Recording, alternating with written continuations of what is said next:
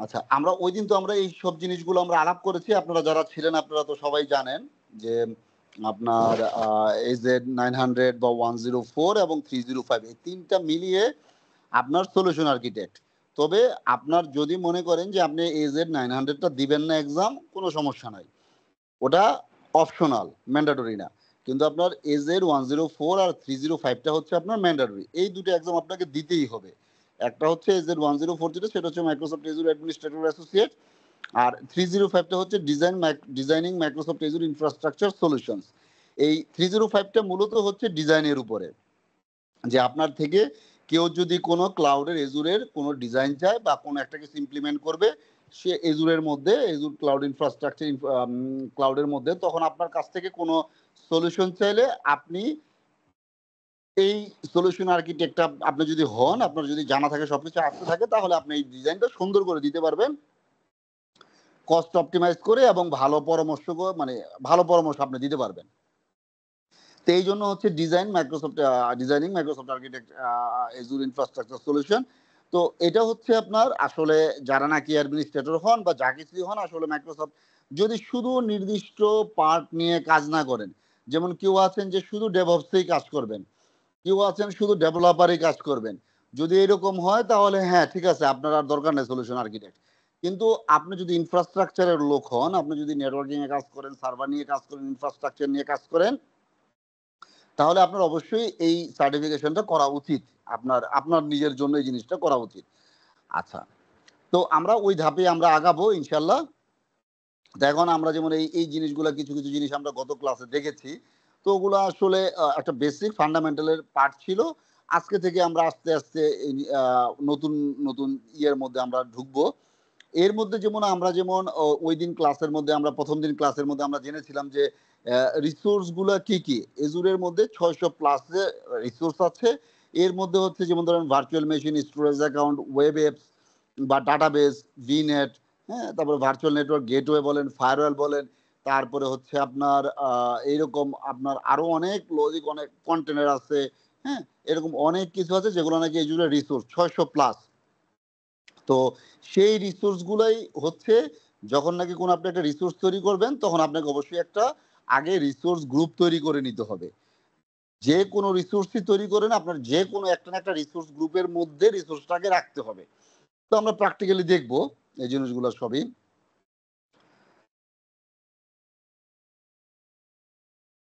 আমরা এজুর পোর্টাল সম্পর্কে কিছু ধারণা নিয়েছিলাম, মানে একটা জিনিস দেখেছিলাম আমরা এজুর পোর্টাল সম্পর্কে।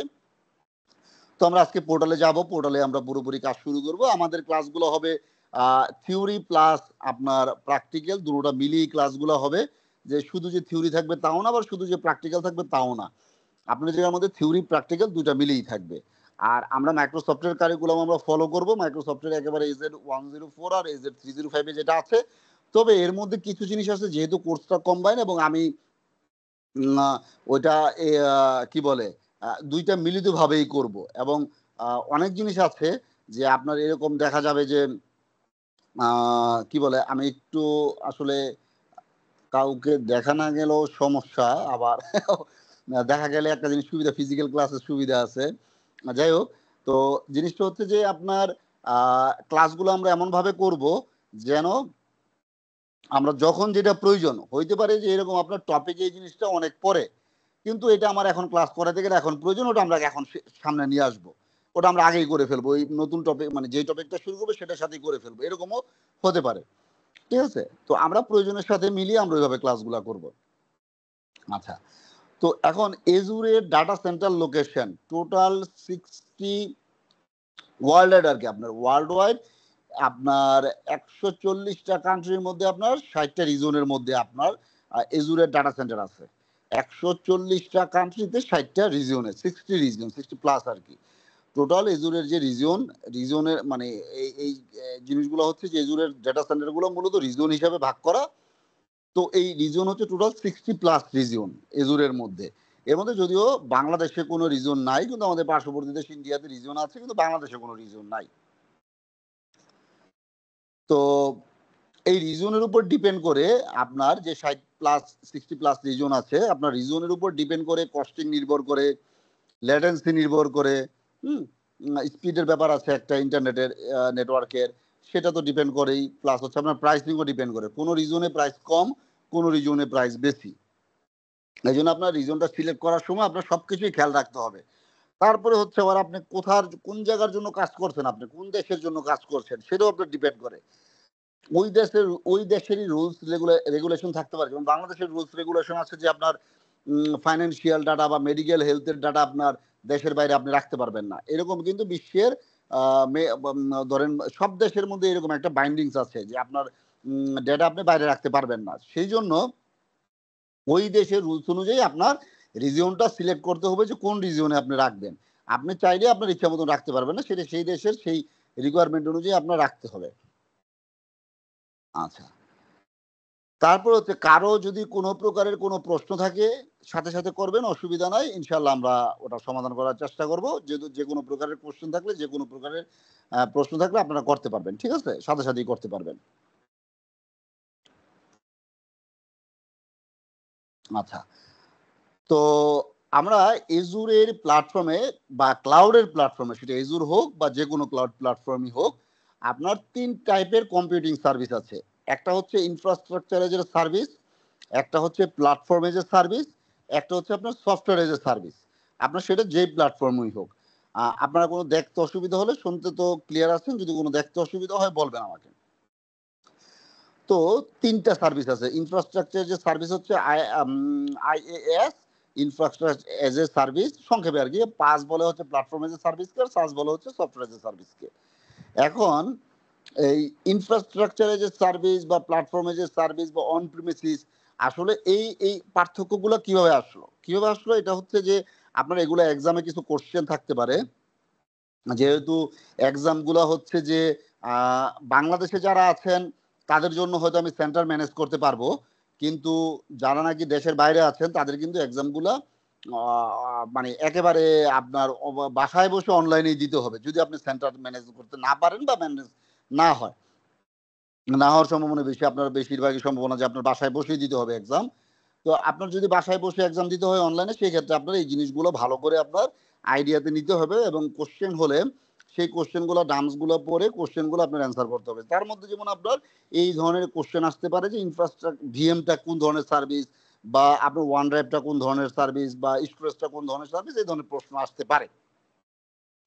তো টাইপস অফ ক্লাউড কম্পিউটিং সার্ভিসের মধ্যে যেমন মনে করেন একটা হচ্ছে যে আপনার অন প্রিমিসিস সার্ভিস। অন প্রিমিসিসের মধ্যে কি আপনার এ টু জেড যা কিছু আছে, অ্যাপ্লিকেশন বলেন, ডাটা বলেন, মিডলওয়্যার বলেন, ওয়েস বলেন, রান টাইম বলেন, ভার্চুয়ালাইজেশন বলেন, সার্ভার বলেন, storage, networking, security, A to Z সবকিছু আপনার, পাওয়ার টাওয়ার সবকিছু আপনার অন প্রিমিসিসের মধ্যে। এই জায়গার মধ্যে আপনার অনেক কিছু বাদ পড়েছে, যেমন পাওয়ার নাই, সিকিউরিটি নাই, যদি নাই, কিন্তু এগুলো সবকিছুই হচ্ছে আপনার অন প্রিমিসিসের মধ্যে। কোনো কিছুই আপনার অন প্রিমিসিসের বাইরে না। এটা হচ্ছে আপনার অন প্রিমিসিস নেটওয়ার্কের মধ্যে। যদি আপনি ইনফ্রাস্ট্রাকচারে যে সার্ভিসে যান, যে আপনি শুধু ইনফ্রাস্ট্রাকচারটা ব্যবহার করবেন, ইনফ্রাস্ট্রাকচার যে সার্ভিসের মধ্যে আপনি যান, সেই ক্ষেত্রে আপনি কালারগুলো দেখবেন যে application, data, run time, middleware, OS, এগুলো হচ্ছে আপনার অন প্রিমিসিস থেকে ম্যানেজ করবেন বা অন প্রিমিসিসের। আপনি অ্যাপ্লিকেশনটা মেনটেন করবেন, ডাটা আপনি দিবেন, ডাটা আপনার কাছে থাকবে, রান টাইম। এখন আপনি ভার্চুয়ালাইজেশনটা হচ্ছে আপনি ক্লাউড থেকে নিতে পারেন, আপনার সার্ভারগুলো আপনি ক্লাউড থেকে নিতে পারেন। সেই ক্ষেত্রে সার্ভারের ওএস এর কথাটা বলতে পারেন। ওএসটা আপনি অন প্রিমিস আপনি নিজেও দিতে পারেন আপনার কাছে যদি ওএস এর লাইসেন্স থাকে। আবার এরকম হতে পারে যে না, আপনার কাছে লাইসেন্স না, আপনি ক্লাউড থেকে নেবেন, সেটাও আপনি করতে পারেন। স্টোরেজ আপনার ক্লাউড থেকে নিতে হবে, নেটওয়ার্কিংটা আপনার ক্লাউড থেকে ব্যবহার হবে। এখন নেটওয়ার্কিং এর যেমন ধরেন মিডলওয়্যারটা আপনার যে অন প্রেমিসিসের সাথে আপনার যে ক্লাউডের যে কানেক্টিভিটি তৈরি হবে, সেটার জন্য ডিভাইসগুলো আপনার অন প্রেমিসিস ইউজ করতে হবে। তো এটা হচ্ছে, এখানে দেখেন ২টা কালার, একটা হচ্ছে আপনার স্কাই, আরেকটা হচ্ছে আপনার বা ব্লু, আরেকটা হচ্ছে আপনার গ্রিন কালার। তো সেই ক্ষেত্রে হচ্ছে আপনার দুই কালারে, একটা হচ্ছে আপনি ম্যানেজ করবেন, একটা হচ্ছে ম্যানেজ বাই ভেন্ডর বা আপনার ধরেন মনে করেন ক্লাউড সার্ভিস, যেটা মানে ক্লাউডে আপনি সেটা ভেন্ডর দিয়েও ম্যানেজ করতে পারেন, অথবা ক্লাউডে থাকবে আর কি মূল জিনিসটা, অথবা আপনি নিজেও ম্যানেজ করতে পারেন, ভেন্ডর দিয়েও ম্যানেজ করতে পারেন। Platform as a service, platform as a সার্ভিসের মধ্যে যেমন ধরেন runtime, middleware, OS, virtualization, server, storage, networking, এগুলো আপনার সবকিছুই হচ্ছে আপনার যেমন ধরেন জিনিসটা হচ্ছে কি যে আপনি ডাটাবেসটা ইউজ করছেন আপনি ক্লাউডে এবং আপনার অ্যাপ্লিকেশনটা রান করবেন আপনি ক্লাউড থেকে, কিন্তু অ্যাপ্লিকেশনের যে সোর্স কোড বা যা কিছু আছে ডাটাগুলো আছে আপনি এগুলো ক্লাউড থেকে ইনপুট দিবেন, অনপ্রেমিসিস থেকে ইনপুট দিবেন। সেটা হচ্ছে প্ল্যাটফর্ম এজ এ সার্ভিস। শুধু আপনি ওই জায়গায় শুধু রান করার জন্য প্ল্যাটফর্মটা আপনি ইউজ করছেন। আপনার রান করার জন্য আপনার সফটওয়্যারটা বা আপনার ওয়েবসাইটটা বা আপনার প্রোগ্রামটা রান করার জন্য আপনি ওই প্ল্যাটফর্মটা ইউজ করছেন, সেটা হচ্ছে প্ল্যাটফর্ম এজ এ সার্ভিস। ঠিক আছে? যে আপনার ডাটাবেস নেন, আপনার ডাটাবেসের ব্যাকএন্ডে যেই সার্ভারগুলো কাজ করতেছে সবকিছুই আপনার হচ্ছে ক্লাউডের মধ্যে। আপনি শুধু অ্যাপ্লিকেশন এবং ডাটাগুলো আপনি ইনপুট দিবেন হচ্ছে, ডাটাগুলো রাখবেন হচ্ছে আপনি অন প্রিমিসিস থেকে। আর বাকি সবকিছুই হচ্ছে আপনার ক্লাউডের মধ্যে থাকবে। সেটা হচ্ছে প্ল্যাটফর্ম এজ এ সার্ভিস। আচ্ছা। এরপর হচ্ছে software as a service. Software as এ সার্ভিসটা কি? আপনার A to Z যা কিছু আছে সবকিছু ক্লাউডে থাকবে। আপনার অন প্রিমিসিসে কোনো কিছুই থাকবে না। সবকিছু ক্লাউডে থাকবে। যেমন ধরেন আমরা মোস্ট পপুলার ক্লাউড সার্ভিস প্রোভাইডাররা হচ্ছে আপনার মাইক্রোসফট ইনফ্রাস্ট্রাকচার এজ এ সার্ভিসের মধ্যে মাইক্রোসফটের এজুর, তারপর হচ্ছে অ্যামাজনের ওয়েব সার্ভিস, তারপর হচ্ছে আপনার গুগলের কম্পিউট ইঞ্জিন, তারপর হচ্ছে আপনার প্ল্যাটফর্ম এজ এ সার্ভিসের মধ্যে এজুরের, এই যে মাইক্রোসফট এজুর বলতে হচ্ছে মাইক্রোসফট এজুরের ধরেন আপনার ভিএম আর কি, ভার্চুয়াল মেশিন।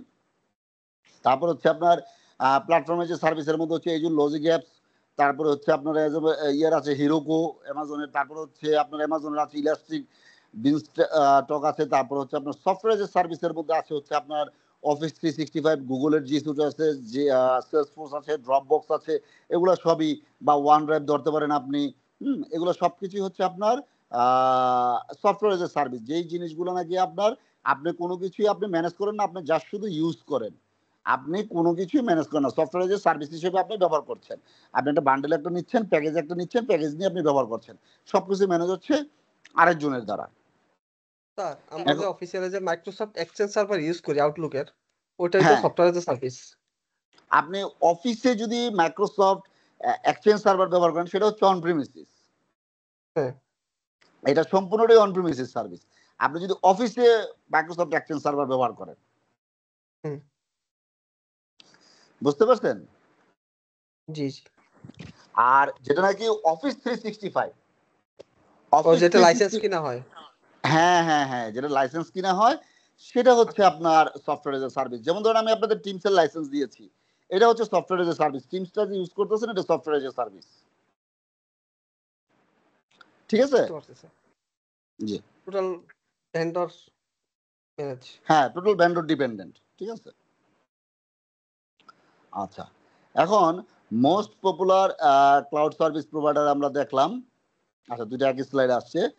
তো মাইক্রোসফটের মধ্যে হচ্ছে যেমন ধরেন আপনার অফিস 365, তারপর হচ্ছে আপনার যেমন ধরেন যে টিমস বলতে পারেন, তারপর হচ্ছে ওয়ান ড্রাইভ বলতে পারেন, এগুলো অফিস 365-এরই একটা পার্ট। আবার আপনার ড্রপ বক্স, এগুলো হচ্ছে আপনার cloud service, platform as a sorry software as a service আর কি, বা গুগল ড্রাইভ। আচ্ছা, ক্লাউড কম্পিউটিং এর ডিপ্লয়মেন্ট মডেল কি কি আছে?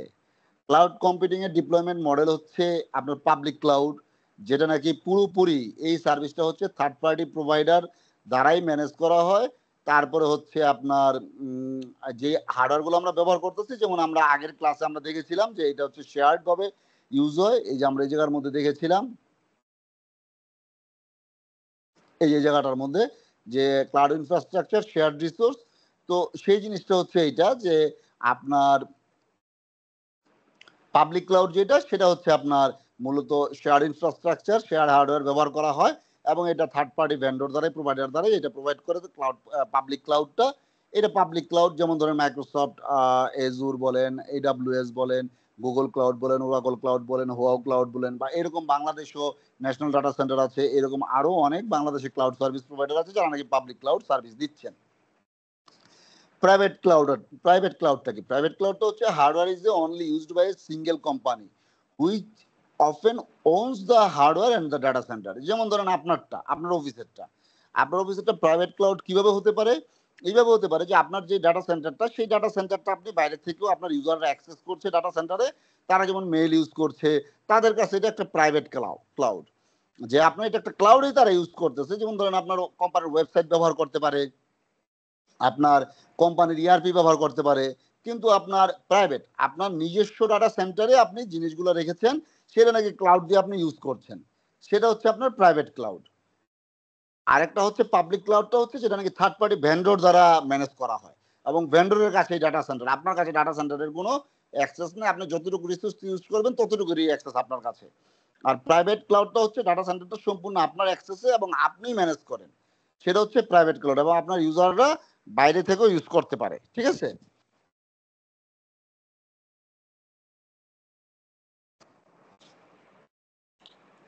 আচ্ছা, তারপরে হচ্ছে হাইব্রিড ক্লাউড। হাইব্রিড ক্লাউডটা কি? যে combination of public and private cloud with automation and orchestration between the two.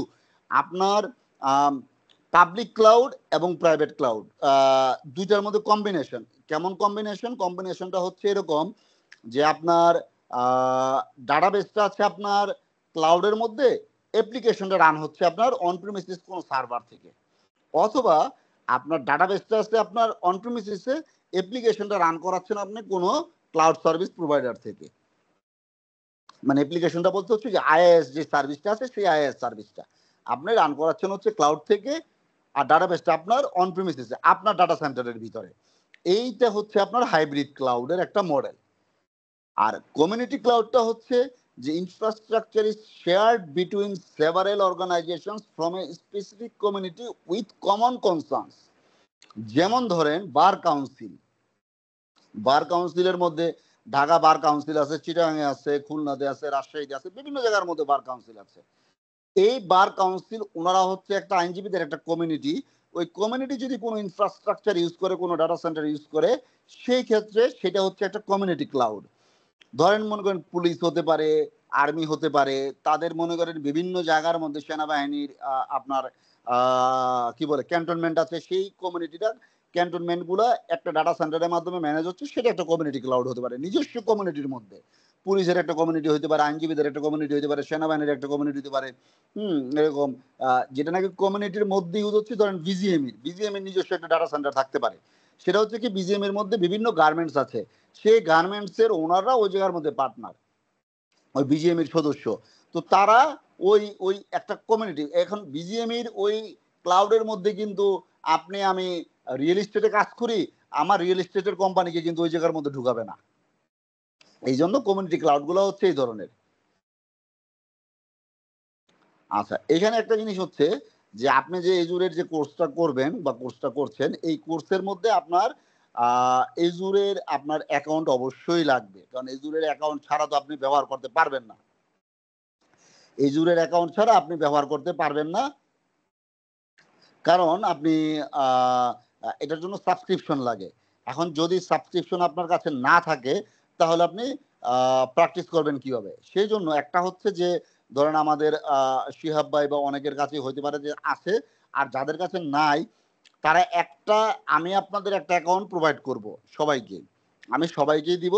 সেখানে আপনাদের ধরেন আমি একটা লিমিটেশন দিয়ে দিব একটা গ্রুপের মধ্যে, যে ওই গ্রুপে হয়তো $200 একটা লিমিটেশন থাকবে, সেটা আপনারা $150 একটা লিমিটেশন থাকবে, সেটা আপনারা ব্যবহার করবেন। আর এমন হতে পারে যে আপনি নিজের থেকে আপনার নিজের ক্রেডিট কার্ড আছে এবং ক্রেডিট কার্ডের মধ্যে ইন্টারন্যাশনাল ডলার আপনার এন্ডোর্স করা আছে, সেই ক্ষেত্রে আপনি মাইক্রোসফটের আইডি দিয়ে হোক, আমি জায়গায় মাইক্রোসফটের আইডি দিয়ে বোঝাচ্ছি, আপনি এজুরের পোর্টাল নিজে থেকেই আপনি তৈরি করতে পারেন। আপনি নিজে এজুরের পোর্টাল একটা ক্রিয়েট করে সেইখানে আপনি এজুরের পোর্টালের মধ্যে যখন লগ ইনের চেষ্টা করবেন তখন স্টার্ট ফ্রি দিয়ে আপনি আপনার বিভিন্ন ইনফরমেশন চাইবে, ওই ইনফরমেশনগুলো দিবেন, আপনার ক্রেডিট কার্ডের ইনফরমেশন দিবেন, ক্রেডিট কার্ড থেকে কোনো টাকা কাটবে না, আপনাকে এটা ডেবিট কার্ড দিয়ে হবে না, ক্রেডিট কার্ডের ডলার পার্ট এন্ডোর্স থাকতে হবে এবং ওপেন করা থাকতে হবে। সেই ক্ষেত্রে আপনার আপনি এটা ওপেন ডলার পার্টটা ওপেন করা থাকতে হবে। আপনি ইনফরমেশন দিয়ে আপনি যখন নাকি অ্যাক্সেস করবেন তখন আপনাকে $200 দেবে 1 মাসের জন্য এবং আপনার থেকে কোনো টাকা কাটবে না। এটা হচ্ছে আপনাকে উইদাউট ফ্রি অফ কস্টে $200 ক্রেডিট দিবে, কোনো টাকা কাটবে না, কিন্তু এই ক্রেডিটটা থাকবে 1 মাসের জন্য। তখন আপনি ওই জিনিসগুলো ওই $200 আপনি ব্যবহার করতে পারবেন চাইলে। তো অসুবিধা নাই, আমি আমাদের প্র্যাকটিসের জন্য আমি এই পোর্টালটা দিব আপনাদের, যেন আপনারা ব্যবহার করতে পারেন। আচ্ছা, এজুরের মধ্যে আপনার আমরা যেই কাজই করি, আমরা যেই ইনফ্রাস্ট্রাকচারই তৈরি করি, যে কোনো কিছু আমরা তৈরি করি, সেগুলো হচ্ছে ব্যাকএন্ডে আপনার একটা টেমপ্লেট তৈরি হয়। প্রত্যেকটা আমরা একটা ভার্চুয়াল মেশিন তৈরি করি, আমরা একটা নেটওয়ার্ক গ্রুপ তৈরি করি, একটা নেটওয়ার্ক সিকিউরিটি গ্রুপ তৈরি করি, একটা ফায়ারওয়াল তৈরি করি, A to Z যে কোনো রিসোর্স আমরা তৈরি করি, তার পিছনে একটা আপনার টেমপ্লেট তৈরি হয়। সেই টেমপ্লেটের কোডিংটা হচ্ছে জাভাস্ক্রিপ্ট অবজেক্ট নোটেশন। জেসন স্ক্রিপ্টে আপনার এই টেমপ্লেটটা তৈরি হয়। এবং আমরা ইচ্ছা করলে যে কোনো সময় আমরা একটা ভার্চুয়াল মেশিনের আমরা একটা টেমপ্লেট ডাউনলোড করে রাখবো। আমার মনে না থাকতে পারে যে আমি ভার্চুয়াল মেশিনটা কি তৈরি করছি। এবং আমার কোনো এক সময় হতে পারে যে সেম কনফিগারেশন বা আমার এটা রেগুলারও হতে পারে। একটা মিনিট, একজন জিজ্ঞেস করতেছে হোয়ার ইজ দ্য লিঙ্ক। আমি একটু ওনাকে একটু দিয়ে দিই। আহ,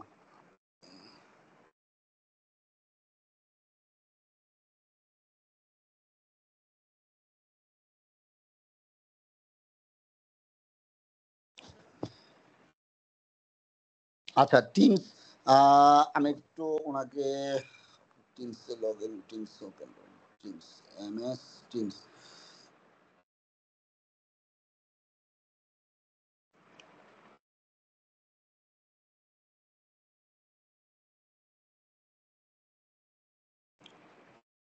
আচ্ছা, তো এই জেসন স্ক্রিপ্টের মধ্যে আমরা চাইলে অনেক কিছু আমরা একটু একটু চেঞ্জ করে আমরা নতুন করে আবার আরেকটা জিনিস তৈরি করতে পারি। ওই জেসন স্ক্রিপ্ট দিয়ে কোডিং এর মধ্যে একেবারে স্পষ্ট ভাষায় থাকবে, আপনারা দেখলেই বুঝতে পারবেন, বুঝে ওইখান থেকে চেঞ্জ করতে পারবেন। এই জিনিসগুলো আমরা আস্তে আস্তে আগাবো। তো একটু আইডিয়া দিয়ে তারপর আমরা শুরু করতে যাচ্ছি। এখন আপনার স্যার একটা কোশ্চেন, কোডিং শেখাটা কি খুবই ইম্পর্টেন্ট এর মধ্যে? জি জি, কোডিং শেখাটা কি ইম্পর্টেন্ট আবার? না কোডিং শেখাটা এই জায়গার মধ্যে কোনো ইম্পর্টেন্ট নেই, আপনার কোডিং লাগবেও না, আপনার কোডিং লাগবেও না। কিন্তু আমরা কিছু প্র্যাকটিসের জন্য, যেমন ধরেন আপনার ডাটাবেস, এখন ধরেন আমরা এসকিউএল এর ডাটাবেস, আমরা এসকিউএল এর ডাটাবেসের কিছু কাজ করব, আমাদের মিনিমাম লেভেলেও জানা থাকতে হবে। সেই জিনিসটা আমরা এখানে দেখাই দিব যে আপনি কিভাবে কি করবেন, ঠিক আছে?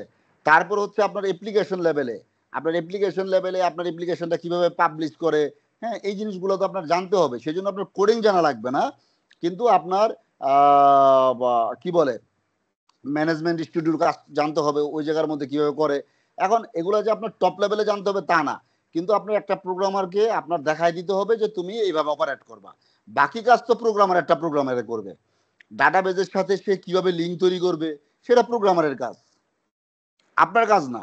কিন্তু আপনার ডাটাবেজের লিঙ্কটা তো আপনাকে দিতে হবে প্রোগ্রামারকে, তাই না? ডাটাবেসটা কোথায় আছে, কিভাবে আছে, সেই লিঙ্কটা আপনাকে দিতে হবে, সেটার অ্যাক্সেস দিতে হবে। তো এই জন্য ডাটাবেজের কিছু জিনিস জানতে হবে। যেই জিনিসগুলো জানতে হবে এগুলো আমাদের এই ক্লাসের মধ্যেই থাকবে। সেটা এসকিউএল হোক, ডটনেট হোক, যা কিছুই আছে এটা এর মধ্যেই থাকবে, ঠিক আছে? আচ্ছা, তারপর হচ্ছে যে ইউজিং এজুর পাইপলাইন, সিআইসিডি। এই পাইপলাইনটা হচ্ছে যে কন্টিনিউয়াস, সিআইসিডিটা হচ্ছে কন্টিনিউয়াস ইমপ্লিমেন্ট, কন্টিনিউয়াস ডিপ্লয়মেন্ট। আচ্ছা, এখন কন্টিনিউয়াস ইন্টিগ্রেশন, কন্টিনিউয়াস ডিপ্লয়মেন্ট, এই জিনিসটা হচ্ছে যে আপনার যে প্রোগ্রামাররা মানে একসাথে কোডিংও করতেছে, প্লাস হচ্ছে আপনার ডিপ্লয়ও হচ্ছে, সাথে সাথে ওটা চেঞ্জ হয়ে যাচ্ছে। ওয়েবসাইটে কোনো ওয়েবসাইটে চেঞ্জ করলো, প্রোগ্রামিং দিয়ে সে চেঞ্জ করলো, সে চেঞ্জ করার সাথে সাথে ওটা চেঞ্জ হয়ে যাবে অটোমেটিক্যালি। তো এটা হচ্ছে সিডিসিআই বা CICD, continuous deployment, continuous integration. তো এইটা হচ্ছে আমরা দেখবো, এই জিনিসগুলো আমরা দেখবো, এটা হচ্ছে পরবর্তী পার্টে আস্তে আস্তে আসবে, কিভাবে এই কন্টিনিউয়াস সিডিসি এটা করা হয় এটা আমরা দেখব। গিটহাবের মধ্যে কিভাবে কাজ করে টুকটাক সেটা আমরা দেখব। PowerShell and Azure CLI using, আমরা ডিপ্লয় করব হচ্ছে পাওয়ার শেল এবং এজুর সিএলআই দিয়ে। পাওয়ার শেলটা হচ্ছে আপনার তো জানেনই পাওয়ার শেল কি জিনিস। এজুর সিএলআই হচ্ছে কমান্ড লাইন ইন্টারফেস, এটা আপনার পাওয়ার শেলের মধ্যে করা যায় অথবা আপনার কমান্ড প্রম্পট ওপেন করেও করা যায়।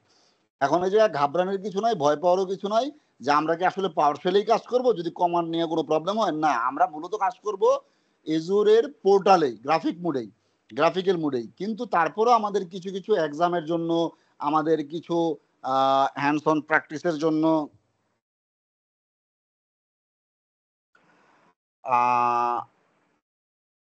আচ্ছা উনি বুঝতেছেন, একটু আমি ওনাকে একটা কল দিয়ে বোঝাই দিই, আপনি একটু লাইনে থাকেন। আচ্ছা আচ্ছা, এটা কল দেওয়া যাবে না যেহেতু আমি আছি।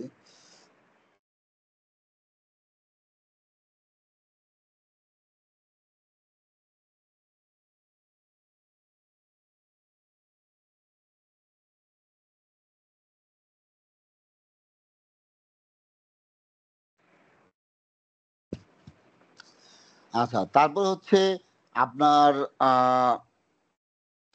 এজুর সিএলআই এবং সিএলআই তো আপনার হচ্ছে আপনার যেকোনো জিনিস আপনি কমান্ড লাইনের মাধ্যমে আপনি তৈরি করতে পারবেন, আবার আপনি পোর্টালের মাধ্যমেও তৈরি করতে পারবেন। তবে কিছু জিনিস আছে যে কমান্ডের মাধ্যমেই করতে হবে, সেগুলো আমরা দেখব। তবে ম্যাক্সিমাম কাজ আপনার 99% কাজ আপনার পোর্টালের মাধ্যমেই হবে। Resource manager rest API. Resource manager rest API হচ্ছে এটা মূলত আপনার ইউজ করবে হচ্ছে প্রোগ্রামারেরা, এটা আমরা ইউজ করব না। এটা মূলত ডেভেলপার যারা তারা মূলত ইউজ করবে।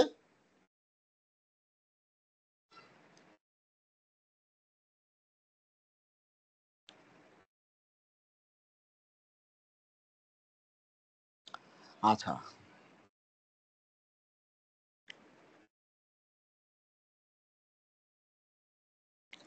এখন এখানে দেখেন এই জায়গা হচ্ছে যে আপনার কিছু লিঙ্ক দেওয়া আছে।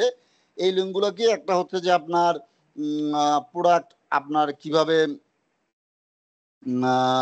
কোন কোন রিজনের মধ্যে কোন কোন প্রোডাক্ট অ্যাভেলেবেল আছে সেটা আপনি দেখতে পারেন এখান থেকে গিয়ে। এখানে যা শুধু আপনি লিঙ্কটা দিয়ে ব্রাউজারে দিয়ে আপনি ওপেন করবেন। ব্রাউজারে দিয়ে আপনি লিঙ্কটা ওপেন করবেন, এখানে দিলে অথবা গুগলে সার্চ দিয়ে আপনি বের করতে পারেন। এখানে আপনার যে ভিউ প্রোডাক্ট অ্যাভেলেবিলিটি, এখানে আপনি কোন প্রোডাক্টটা কোন কোন রিজনে কোথায় কিভাবে কি অ্যাভেলেবেল আছে সেটা এখানে দেখাবে। ঠিক আছে, এই অ্যাভেলে সব প্রোডাক্ট সম্পর্কে এই জায়গার মধ্যে আপনার আছে।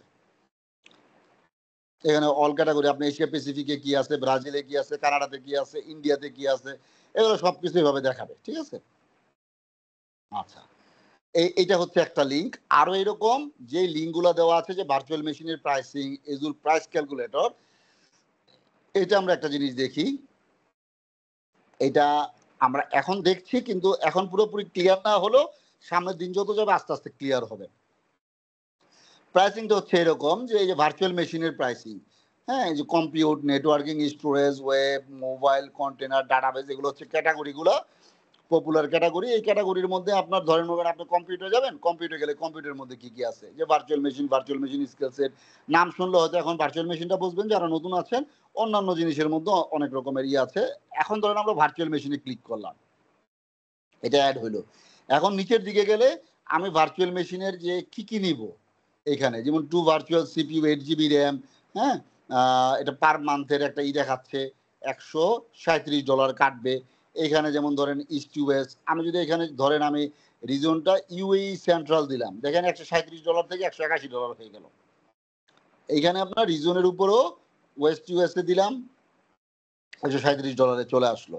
আপনার অপারেটিং সিস্টেম আপনি কি নিবেন, লিনাক্স বা উইন্ডোজ, আপনার ওএস টাইপ কি হবে, হ্যাঁ, তারপরে হচ্ছে আপনার এটা টায়ারটা কি হবে, স্ট্যান্ডার্ড না বেসিক, এগুলো সবকিছুর উপর ডিপেন্ড করে আপনার একটা প্রাইসিং দেখাবে। এবং আপনি কি এজুর হাইব্রিড বেনিফিট দিবেন না লাইসেন্স ইনক্লুড করবেন, পে এজ ইউ গো নিবেন নাকি আপনার 1 বছরের জন্য রিজার্ভ করবেন, 3 বছরের জন্য রিজার্ভ করবেন, হ্যাঁ, সেই জিনিসগুলো জায়গায় দেওয়া আছে। যদি আপনি এরকম 3 ইয়ার্সের জন্য নেন, রিজার্ভ করেন, দেখেন সাথে সাথে ক্যান উই হেল্প ইউ ও চলে আসছে চ্যাট করার জন্য। আমার এটা রিজার্ভ হয়ে আমার এটা $100 চলে আসলো। ঠিক আছে, তো এইরকম করে এটা প্রাইসিং করা যাবে। আমরা আরো ডিপে দেখবো এই প্রাইসিং গুলো কিভাবে কস্ট মিনিমাইজ করা যায়। তো এটা আপনার একটু ঘাটাঘাটি করে দেখবেন। এই জায়গার মধ্যে যা কিছু আছে এটার জন্য কোনো আপনার অ্যাকাউন্টের দরকার নাই, কিচ্ছুর দরকার নাই। আপনি যা শুধু এখান থেকে আপনি দেখতে পারবেন, দেখে আপনি চাইলে এটা এক্সপোর্ট করতে পারবেন এক্সেলের মধ্যে। আপনার প্রাইসিংটা আপনি যা যা দেখলেন আপনি এটা নামায় নিতে পারবেন এখানে। ঠিক আছে, আচ্ছা, তো এটা আমরা পরবর্তীতে আমরা বিভিন্ন প্রোডাক্ট নিয়ে যখন আরো ডিপ জানবো, ডিপ নলেজ নিব, তখন আমরা এগুলো নিয়ে আরো আলোচনা করব। প্রাইসিংটা নিয়ে আমরা আরো ডিপে যাব। এজুর পোর্টাল আমরা মূলত এজুরটা ব্যবহার করতে পারি হচ্ছে এজুর পোর্টাল, এজুর পাওয়ারশেল, এজুর ব্যাশ বা কমান্ড লাইন ইন্টারফেসের মাধ্যমে। তো আমরা ম্যাক্সিমাম টাইম ইউজ করব হচ্ছে পোর্টালের মাধ্যমে। আমরা কিছু কিছু জিনিস দেখবো হচ্ছে পাওয়ারশেলের মাধ্যমেও। তো এখন আমরা এজুর পোর্টালে যাব। ফার্স্টে আমরা পোর্টালের একটা পরিচিতি নিব। পোর্টালের একটা পরিচিতি নিয়ে আমরা প্র্যাকটিক্যালের দিকে আমরা এগিয়ে যাব। আমার ইসার ভাই কি লগ ইন করতে পারছে কিনা জানি না, না এখনো উনি বেচারা মনে হয় আসলে বুঝতে পারছেন না ভাই।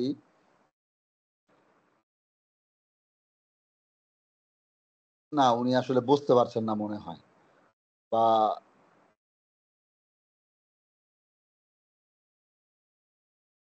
ওনাকে লিঙ্কটা কপি করে দেই, তাহলে হয়তো উনি একটু আপনারা থাকেন।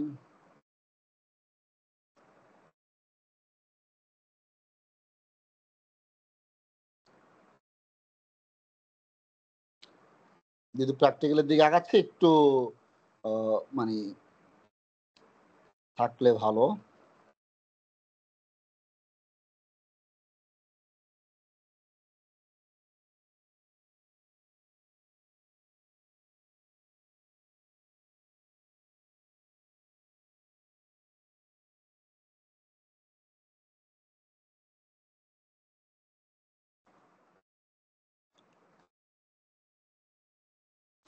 আচ্ছা, তো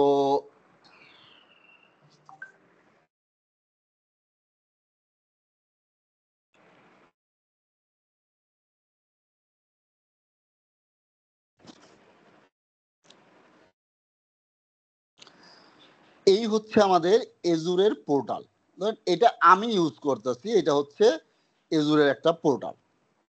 আচ্ছা, এরকম অনেক পোর্টালই আছে বা ব্যবহার করা যাবে, তো আমি আপনাদের দিব। আচ্ছা, এখন এই পোর্টালের মধ্যে প্রথমে হচ্ছে আপনি উপরের লাইনটা দেখেন, এই যে এটা।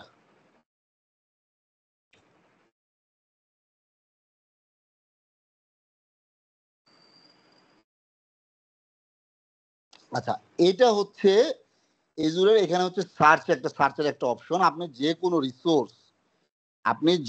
রিসোর্স যদি খুঁজে পেতে চান, তাহলে আপনার এই জায়গার মধ্যে যেতে হবে। যে কোনো রিসোর্স খুঁজে পেতে চাইলে আপনার এখান থেকে আপনি, যেমন ধরেন আমি দিলাম হচ্ছে ভার্চুয়াল মেশিন, চলে আসলো। ভার্চু লিখলাম, এটা চলে আসলো। ভার্চুয়াল দিয়ে যা কিছু আছে মোটামুটি চলে আসলো।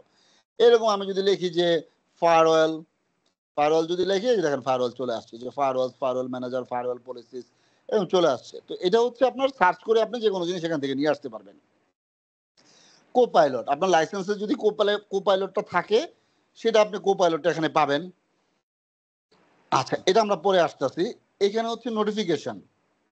আপনার এই পোর্টালে কি হচ্ছে না হচ্ছে, কোনো কিছু তৈরি করছেন, কোনো কিছু ডিলিট করছেন, যাই করেন আপনি এই নোটিফিকেশনের মধ্যে আসবে, দেখাবে নোটিফিকেশনের মধ্যে আপনি কি করছেন না করছেন। কোনো ইরর দিলে সবই নোটিফিকেশনের মধ্যে আসবে। এটা হচ্ছে সেটিংস, এই পোর্টালের সেটিংস। তো এই পোর্টালের মধ্যে আমরা কি ইউজ করতেছি না করতেছি, সেটিংসটা আমরা পরে দেখবো ডিরেক্টরি, এটা এখন আপাতত ইম্পর্টেন্ট না। এইটা হচ্ছে আপনার সাপোর্টের জন্য। কোনো প্রবলেম হলে আমরা সাপোর্টে যোগাযোগ করতে পারি, মাইক্রোসফটের সাপোর্টে সরাসরি যোগাযোগ করলে ওরাই আপনার সাথে আপনাকে অপশন দিবে যে আপনি কি ফোনে কথা যোগাযোগ করবেন নাকি মেইলে যোগাযোগ করবেন। তো চেষ্টা করবেন সবসময় প্রাথমিক অবস্থায়, যদি ওদের সাথে কমিউনিকেট করার জন্য পর্যাপ্ত হন। ওদের অনেক সময় আছে এরকম, এমন কথা বলে, দ্রুত কথা বলে, যেটা নাকি আমরা বুঝতে পারি না। তো এই জন্য মেইলে বা এরকম যোগাযোগ করবেন, অথবা যদি চান যে না আপনি সরাসরি ফোনে কথা বলবেন, তখন আপনার নাম্বার দিলে ওরা আপনাকে কল করবে, কল করে আপনাকে সমাধান দিবে। আর হচ্ছে ফিডব্যাক, আপনি ওদের থেকে কোনো সার্ভিস নিলে, কোনো হেল্প নিলে, তখন ওরা বলবে আপনাকে ফিডব্যাক দেওয়ার জন্য, তখন আপনি ফিডব্যাক দিবেন এখান থেকে। আচ্ছা, এখন আমি যেটা গ্যাপ দিয়ে গেলাম সেটা হচ্ছে এটা হচ্ছে ক্লাউড শেল। এই ক্লাউড শেলটা হচ্ছে যে আপনার কমান্ড লাইনের জন্য, যে আপনি চাইলে এই জায়গার কমান্ড লাইন ইউজ করেও আপনি, এখানকার কমান্ড লাইন ইউজ করেও আপনি ব্যবহার করতে পারেন। এখানকার কমান্ড লাইন ইউজ করেও আপনি আপনার কাজগুলো আপনি করতে পারেন, ঠিক আছে। আচ্ছা, এটা ওপেন হোক, এটা ব্যাক এন্ডে কিছু কাজ হয়, কাজ হয়ে তারপর ক্লাউড শেলটা ওপেন হয়। ওপেন হলে তারপরে আমরা এই জায়গার মধ্যে আরেকটা ক্লাউড শেলের মধ্যে হচ্ছে পাওয়ার শেলের একটা অপশন আছে, একটা হচ্ছে আপনার ব্যাশ, যেটা নাকি লিনাক্সের কমান্ডের মতন। আমরা সেই জিনিসটা আমরা ব্যবহার করতে পারবো এই জায়গার মধ্যে। লিনাক্সে যেভাবে কমান্ড দিয়ে কাজ করে, সেই কমান্ডের মতনও আমরা এখানে কাজ করতে পারবো। এটা জাস্ট শুধু সুইচ করে আপনি পাওয়ার শেল থেকে আপনি ব্যাশ কমান্ডে যাবেন। এই দেখেন এই জায়গার মধ্যে এটা হচ্ছে এজুরের আপনার পাওয়ার শেলের কমান্ড মোডটা আসলো। যদি আপনি সুইচ করতে চান, সেক্ষেত্রে সুইচ টু ব্যাশ কনফার্ম দিলে এটা হচ্ছে আপনার এখন টার্মিনাল কানেক্ট হলো, এটা চলে গেল আপনার ব্যাশের মধ্যে, ব্যাশ কমান্ডে চলে গেল। আবার আপনি সুইচ টু পাওয়ার শেল দিলে এটা সুইচ টু পাওয়ার শেলে চলে আসবে। আপনি যেটাতে স্বাচ্ছন্দ্য বোধ করেন সেভাবে আপনি কাজ করতে পারেন। এছাড়াও আপনার এখানে আমাদের পিসির যে পাওয়ার শেল আছে, সেই পাওয়ার শেল দিয়ে আমরা কাজ করতে পারবো। তবে সেই পাওয়ার শেলটা অবশ্যই আপনার 5 হবে না। আপনার 7 লাগবে। তো আমরা কিভাবে কি করব ওটা আমরা দেখব, আমাদের ক্লাসের মধ্যে আমরা দেখব। তো এখন এটা আমি ক্লোজ দিলাম। ক্লোজ করে আমরা গ্রাফিক্যাল মোডে আজকে কিছু আমরা দেখব, আ আ তৈরি করা দেখব। তৈরি করা দেখে তারপরে আমরা কমান্ড মোডে আমরা কিছু কাজ দেখব যে তৈরি করার জন্য। এখন আপনাদের খেয়াল আছে কিনা আমি জানি না যে আমি পুরুষ আ লা প ১ম আমাদের ওরিয়েন্টেশন ক্লাসটার মধ্যে আমি বলেছিলাম যে আমাদের যেকোনো কাজ করতে গেলে আমি আজকে বলেছি যে আমাদের আসলে রিসোর্স গ্রুপ সরি সাবস্ক্রিপশন। আমাদের সাবস্ক্রিপশন থাকতে হবে। এখন সাবস্ক্রিপশনটা আপনি কিভাবে ম্যানেজ করবেন? একটা হচ্ছে যে আমি প্র্যাকটিসের জন্য আপনাকে দিচ্ছি। কিন্তু কোম্পানির ক্ষেত্রে নরমালি সাবস্ক্রিপশন গুলো কোনো ক্লাউড সার্ভিস প্রোভাইডার বা ভেন্ডর থেকেই নিতে হয়। কারণ আমরা পেমেন্টের একটা ইস্যু আছে যেটা নাকি আসলে আমরা ক্রেডিট কার্ড দিয়ে ওই রকমের পেমেন্ট আমরা করতে পারি না। তো আমাদের সেটা হচ্ছে যে আমাদের অবশ্যই কোনো ক্লাউড সার্ভিস প্রোভাইডারের কাছ থেকে আমাদের এই সার্ভিসটা নিতে হবে। এই সার্ভিসটা আমরা নিয়ে আমরা সাবস্ক্রিপশন নিব এবং ওই সাবস্ক্রিপশন গুলো আমরা ম্যানেজ করব। সেটা ক্লাউড সার্ভিস প্রোভাইডারের মাধ্যমে হতে পারে অথবা আমরা নিজেরাও ম্যানেজ করতে পারি। এটা আমরা কিভাবে নিব, কি নিব সেটা ডিপেন্ড করে হচ্ছে আমাদের নিজেদের উপরে। এবং এইজন্যই সলিউশন আর্কিটেক্ট তখন আপনি যদি নিজে সলিউশন আর্কিটেক্ট হন তখন আপনি আপনার ভেন্ডরকে গাইড করতে পারবেন, তুমি আমাকে এটা এভাবে দাও বা আপনার রিকোয়ারমেন্টটা দিতে পারবেন। আর না হলে পুরোপুরি ভেন্ডরের উপর ডিপেন্ডেন্ট হতে হবে। আর আপনি যদি অফিসিয়ালি কাজ করেন সেটা তো আপনি নিজে কাজ করতেই পারবেন। এটা দেশের বাইরে যারা আছেন তাদের ক্ষেত্রে আবার এই বাইন্ডিংসটা হয়তো নাই। কিন্তু আমাদের ক্ষেত্রে আছে যে আমরা $300 বেশি ব্যবহার করতে পারি না। এটা আমাদের একটা বাইন্ডিংস আছে। তো এখন আ সাবস্ক্রিপশন এখানে সাবস্ক্রিপশন হচ্ছে আমার একটা সাবস্ক্রিপশন আছে। সেটা দিয়ে আমি ইউজ করতেছি। Microsoft এর Azure এর স্পন্সরশিপ একটা সাবস্ক্রিপশন আছে। সেটা দিয়ে আমি ইউজ করব। তো এইখানে আমরা ১ম এ হচ্ছে আমরা একটা রিসোর্স গ্রুপ ক্রিয়েট করব। দেখেন আমরা কিন্তু প্র্যাকটিক্যালি চলে যাচ্ছি। হ্যাঁ? যদি কোনো প্রকারের কোনো প্রশ্ন থাকে তাহলে বলতে পারেন। আমি আগেই বলেছি যে Microsoft এর Azure এর মধ্যে প্রত্যেকটা সার্ভিসকে একেকটা রিসোর্স বলা হয় এবং প্রত্যেকটা রিসোর্সকেই একটা না একটা রিসোর্স গ্রুপের মধ্যে রাখতে হবে।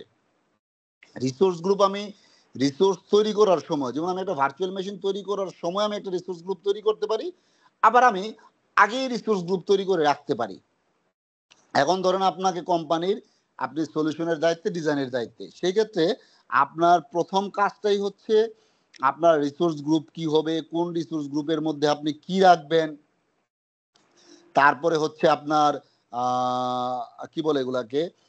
যে আপনার আ কয়টা রিসোর্স গ্রুপ হবে, কয়টা রিসোর্স গ্রুপের মধ্যে কয়টা রিসোর্স হবে, তার উপর ডিপেন্ড করে কয়টা রিসোর্স গ্রুপ হবে এবং কোনটার মধ্যে আপনি কি রাখবেন।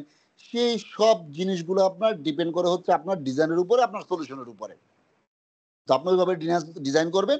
ডিজাইন করে তারপরে আপনি ওইভাবে তৈরি করবেন রিসোর্স গ্রুপ। তো এখন আমরা যেহেতু আমরা ক্লাস রান করছি, তো আমরা একটা রিসোর্স গ্রুপ ফার্স্ট এ তৈরি করব। তারপর আমরা দেখব যে কিভাবে রিসোর্স তৈরি করার সময় রিসোর্স গ্রুপ তৈরি করা যায়। এখন আমরা ধরেন আমরা কিছুই করিনি। আমরা একটা আমাদের কোম্পানিতে আমাদের দায়িত্ব দিয়েছে একটা ভার্চুয়াল মেশিন তৈরি করার জন্য, একটা সার্ভার তৈরি করার জন্য। আমরা সার্ভারটা তৈরি করার জন্য তো সার্ভারটা তৈরি করতে গেলে আমাদের অবশ্যই আমাদের নেটওয়ার্ক লাগবে। আমাদের সার্ভার তৈরি করার জন্য আমাদের স্টোরেজ লাগবে, আমাদের যা কিছুই লাগবে। তো যতগুলো আমাদের রিসোর্স লাগবে, সেই রিসোর্সগুলো আমরা রিসোর্স গ্রুপের মধ্যে রাখবো। সেইজন্য আমরা আগে একটা রিসোর্স গ্রুপ তৈরি করি। রিসোর্স গ্রুপ তৈরি করলে তারপর ওটার মধ্যে আমরা রিসোর্সগুলো বানাবো আর রাখবো। এখন দেখেন আমরা একটা এই যে রিসোর্স লিখলাম, এটা আমাদের রিসোর্স গ্রুপ চলে আসলাম, এটাতে ক্লিক করলাম। ক্লিক করে এখন আমরা এখানে এই যে এই পেজটা আসলো। আপনার যেকোনো Azure এর মধ্যে আপনি যেকোনো রিসোর্স ক্রিয়েট করেন, রিসোর্স গ্রুপ ক্রিয়েট করেন, যাই কিছু ক্রিয়েট করেন, আপনার ক্রিয়েটের জন্য আপনার এইরকমই একটা পেজ আসবে। এখন এখানে অনেক কিছু ক্রিয়েট করা আছে। সেটার জন্য এই পেজটা এটার মধ্যে কিছু জিনিস আছে। আর যে জায়গার মধ্যে কিছু তৈরি করা নাই সেক্ষেত্রে আপনার ব্ল্যাংক আসবে। তো এখন আমার এখানে যেহেতু তৈরি করা আছে যেটার মধ্যে আপনার অনেক কিছুই আসছে। তো এই রিসোর্স গ্রুপে ক্রিয়েট করার জন্য আমরা এই যে প্লাস এই যে ক্রিয়েট এ রিসোর্স গ্রুপ আমরা এটাতে ক্লিক করব।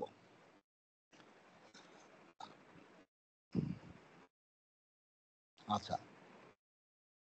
এখন আমরা এটাতে ক্লিক করার পরে আমার এখানে সাবস্ক্রিপশন সিলেক্ট করতে হবে। আমার এখানে সাবস্ক্রিপশন একটাই, সিলেক্ট করার আর কোনো অপশন নাই। আমি এটাই ইউজ করব। এখন রিসোর্স গ্রুপের একটা নাম দিতে হবে। তো আমি আসলে যা কিছুই এখন থেকে তৈরি করব এই রিসোর্স গ্রুপটার মধ্যেই তৈরি করব ক্লাসের জন্য। সেজন্য আমি নাম দিলাম হচ্ছে এজুর সলিউশন আর্কিটেক্ট, হ্যাঁ, 8 RG, ঠিক আছে, যে এই রিসোর্স গ্রুপটার মধ্যে আমি তৈরি করব। এটা হচ্ছে যে আমার আসলে এটা মানে আমার ব্যক্তিগতভাবে আমি 8 নাম্বার বেস চালাচ্ছি, আর ট্রেনিং সেন্টার ওটা তো আলাদাই, কিন্তু এটা হচ্ছে আমি ব্যক্তিগতভাবে চালাচ্ছি, এই জন্য এটা আমার একটা হিসাবের মধ্যে আছে আর কি। তো আমরা রিজনটা এখন যেহেতু আমরা প্র্যাকটিস করছি, আমরা ইস্ট টু ওয়েস্টই রাখবো। ইস্ট টু ওয়েস্টের মধ্যে হচ্ছে আমাদের প্রাইসটা কম আসে, আর পরবর্তীতে আপনারা যখন প্র্যাকটিক্যালি রিয়েল লাইফে কাজ করবেন তখন কোম্পানির রিকোয়ারমেন্ট অনুযায়ী আপনি রিজিয়ন সিলেক্ট করবেন। তো আমার এখান থেকে এই ইস্ট ওয়েস্টটা আমার প্রাইসটা কম আসে, সেজন্য আমরা এটা ইউজ করছি। আর তাহলে আমরা এই জায়গার মধ্যে তিনটা জিনিস দেখলাম। দেখেন এই জায়গার মধ্যে রিজনের মধ্যে, আচ্ছা আমার ইসার ভাই আসছেন, উনি, হ্যাঁ ইসার ভাই আসছেন, ঠিক আছে। ইসার ভাই জয়েন করছেন, শুনতে পাচ্ছেন? হ্যাঁ শুনতে পাচ্ছি। ওকে ভাই, এই যে আমরা প্র্যাকটিক্যাল শুরু করলাম, এর এতক্ষণ আমাদের কিছু থিওরিটিক্যাল আলাপ হয়েছে, তো আমরা প্র্যাকটিক্যালটা শুরু করলাম।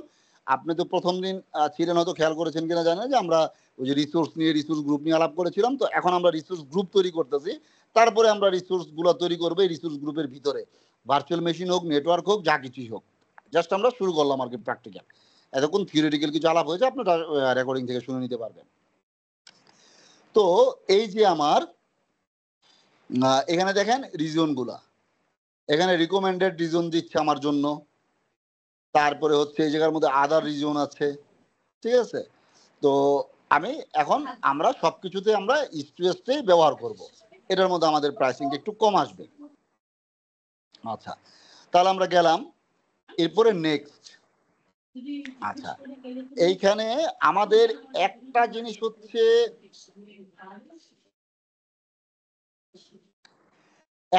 হচ্ছে, আমাদের কে চলে গেল আবার, আমি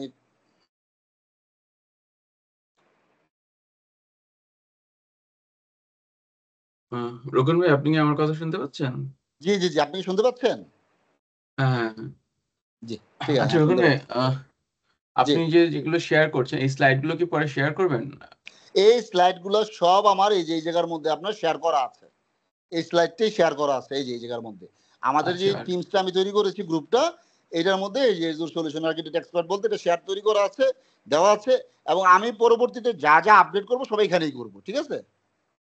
আচ্ছা, আর আপনি রেকর্ডিংটাও তো এখানেই শেয়ার করবেন? এই রেকর্ডিংটা এখানেই শেয়ার করব, রেকর্ডিংটা আমি টিমস থেকেই করছি, এখানেই শেয়ার হবে। আমাদের যা কিছু আছে ক্লাসের সবকিছু এখানেই হবে, এই টিমসের এই গ্রুপটার মধ্যেই হবে, ঠিক আছে। আচ্ছা, সেকেন্ডলি ভাই, যে আপনি প্র্যাকটিসের জন্য যে অ্যাকাউন্ট গুলো করে দিবেন, ইজ ইট শেয়ার্ড অ্যাকাউন্ট করবেন নাকি সবার জন্য আলাদা করে অ্যাকাউন্ট করে দিবেন প্র্যাকটিসের না, জন্য? সবাইকে তো আর $150 করে দেওয়া সম্ভব না। না না, এটা জিজ্ঞেস আমি করছি। আপনাদের জন্য, না না, আমি আলাদা আলাদা, যে আপনাকে যে ইউজারটা দিয়েছি এটার মধ্যে আপনার এজুরের থাকবে, এটা দিয়ে আপনি এজুর ইউজ করবেন, ঠিক আছে। আচ্ছা, মানে আপনি যে আমাদেরকে এখন প্র্যাকটিক্যাল জিনিসগুলো দেখাচ্ছেন, if you want also practice those thing, এটা কি আপনার ওই অ্যাকাউন্টে আমি প্র্যাকটিস করে পরে ডিলিট করে দিয়ে করতে পারবো? জি জি জি জি, আপনি প্র্যাকটিস করবেন না ডিলিট করবেন, প্র্যাকটিস করবেন না ডিলিট করবেন, আমি আপনাকে অ্যাক্সেস দিব ওই যে আপনার এই ইউজারটার মধ্যে, যে ইউজারটাকে আপনাকে দেওয়া হয়েছে, যেমন মোহাম্মদ এইট নামে যে ইউজারটা দেওয়া হয়েছে microsoft-solution-bd.com, এটার মধ্যে আমি আপনাকে অ্যাক্সেস দিব। আচ্ছা আচ্ছা, এজুর পোর্টালে, ওকে ঠিক আছে। ওকে ওকে, আচ্ছা, তো আচ্ছা এখন এখানে আমরা নেক্সট দেওয়ার পর একটা অপশন আসলো ট্যাগ, ভেরি ভেরি ইম্পর্টেন্ট। এটা হচ্ছে ভেরি ভেরি ইম্পর্টেন্ট হচ্ছে আপনার পরীক্ষার জন্য, এবং আপনার অবশ্যই প্র্যাকটিক্যাল রিয়েল লাইফে আপনার কাজের জন্য এটা ইম্পর্টেন্ট। কিরকম কি জিনিস, জিনিসটা হচ্ছে ট্যাগটা হচ্ছে এটা, যে আপনি যেই রিসোর্স বা রিসোর্স গ্রুপ আপনি যাই তৈরি করেন, এটা মূলত ইউজ হয় একটা ট্যাগিং দেওয়ার জন্য। যেমন আমরা করি না, সার্ভারের মধ্যে আমরা নেটওয়ার্ক ডিভাইসগুলোর মধ্যে আমরা একটা স্টিকার লাগাই দিই, একটা ট্যাগ লাগাই দিই, যে একটা কোড লাগাই, তাহলে আমাদের মানে আমাদের প্রোডাক্টের কোড লাগাই, প্রোডাক্টের সিরিয়াল নাম্বার থাকে, ট্যাগ নাম্বার থাকে, তাই না, প্রত্যেকটা প্রোডাক্টের মধ্যেই। তো এইরকম হচ্ছে যে এই রিসোর্স গ্রুপটা তৈরি করার সময় বা একটা রিসোর্স, একটা ভার্চুয়াল মেশিন তৈরি করার সময় আমরা ট্যাগ দিব, সরি, সেই ট্যাগটা দিব কি দিয়ে, যে আমরা ডিপার্টমেন্ট ওয়াইজ দিতে পারি। মূলত মাইক্রোসফট এজুরের মধ্যে এটা ডিপার্টমেন্ট নিয়ে আসে, এবং আপনি এক্সামের মধ্যে এটা ওইভাবেই আসবে প্রশ্নটা। তো আপনি এখন মনে করেন এখানে আমি দিলাম হচ্ছে কি ট্যাগ দিলাম হচ্ছে, আমি ডিপার্টমেন্ট দিলাম হচ্ছে অ্যাকাউন্টস, দিয়ে আমি ভ্যালু দিলাম হচ্ছে 2025। এটা আমি আমি এটা আমার নিজের, যে আপনি নিজের মতন সলিউশনটা ডিজাইন করবেন, যে আপনি ভ্যালু কি দিবেন, আপনি ডিপার্টমেন্ট কোন ডিপার্টমেন্টের জন্য তৈরি করছেন, আপনার কোম্পানিতে ডিপার্টমেন্টের নামগুলো কিভাবে দেওয়া হয়, এই জিনিসটা টোটালি আপনি ওইভাবে চিন্তা করে ডিজাইন করে তারপরে আপনি এখানে রাখবেন, ভ্যালু বসাবেন এবং ডিপার্টমেন্টের নাম ওইভাবে লিখবেন আপনি, যে আসলে ডিপার্টমেন্টের নামগুলো আপনি কিভাবে বসাতে চান। তো এইভাবে আপনি নেম অ্যান্ড ভ্যালু বসিয়ে তারপর হচ্ছে আপনি নেক্সটে দিবেন। এটা আপনার বাধ্যতামূলক না, কিন্তু এটা হচ্ছে আপনার, আপনি আপনার কোন কোন ডিপার্টমেন্টের জন্য কোন কোন রিসোর্স ইউজ করছেন আপনি, সেটা আপনার মার্কিং রাখার জন্য, এবং আপনার কস্টটা কিভাবে আপনি বের করবেন, তখন আপনি ওই ট্যাগ ধরে ডিপার্টমেন্ট ধরে আপনি কস্টিংটাও বের করতে পারবেন, যে এই ডিপার্টমেন্টের এই রিসোর্সের পিছনে এত টাকা খরচ হয়েছে, যে একটা ধরেন অ্যাকাউন্টসের একটা ফাইলস, একটা ওয়েব সার্ভিস চলে, ওয়েব অ্যাপ চলে, বা আপনার মার্চেন্ডাইজিং এর একটা ওয়েব অ্যাপ চলে। এরকম কোন ডিপার্টমেন্টের কোনটার জন্য আপনার কোন রিসোর্স কোন ডিপার্টমেন্টের জন্য আপনি তৈরি করেছেন, সেটার কি কি খরচ আসছে, সেই জিনিসটা আপনি ট্যাগ দিয়ে রাখলে আপনি এভাবে বের করতে পারবেন, সুবিধা হবে আপনার সহজে বের করার জন্য। এরপরে নেক্সট দেওয়ার পরে এটা হচ্ছে আমাদের রিভিউ হলো, রিভিউ হয়ে এইখানে আমাদের ভ্যালিডেট হয়েছে, যদি কোনো ইরর থাকতো তাহলে আমাদের এখানে ইরর দিত। এখন আমরা দিব হচ্ছে ক্রিয়েটে। আচ্ছা, এটা দেওয়ার পরে আমাদের দেখেন তৈরি হয়ে গিয়েছে, আমাদের রিসোর্স গ্রুপটা তৈরি হয়ে গিয়েছে, যেমন আশা এর আরজি। এখন এইটা কিন্তু ডিপেন্ড করে যে মানে জিনিসটা আমরা কি তৈরি করলাম। এমনও রিসোর্স আমরা তৈরি করব যখন নাকি আমরা ভিপিএন করব বা ফায়ারওয়াল করব, এমনও রিসোর্স তৈরি করব যে রিসোর্স তৈরি হতে আধা ঘন্টা সময় লাগবে। এই যেমন ধর ভিপিএন এর কাজ করতে গেলে ভিপিএন এর দুইটা জিনিস তৈরি হয় ভিপিএন এর, তো ওই দুইটা জিনিস তৈরি হতে প্রায় আপনার 40-50 মিনিট সময় লাগবে, কোনো সময় 30-35 মিনিটের মধ্যে হবে, কোনো সময় 40-45 মিনিট সময় লাগবে। তো সেটা হচ্ছে ডিপেন্ড করে আপনার রিসোর্সের উপরে আসলে এই সময়টা। তো রিসোর্স গ্রুপ তো এরকম কিছুই না, এটা খালি একটা জিনিস, ব্ল্যাঙ্ক একটা জিনিস, এটা সাথে সাথে তৈরি হয়ে যায় সেকেন্ডের মধ্যে। তো আমরা এইখানে দেখেন, আমি আসলে স্লাইড অনুযায়ী এগিয়ে যাব যাতে আপনাদের সুবিধা হয়। এখানে দেখবেন যে অনেক কিছু আছে, 291টা পেজ আছে, কিন্তু মাঝখানে গ্যাপ আছে।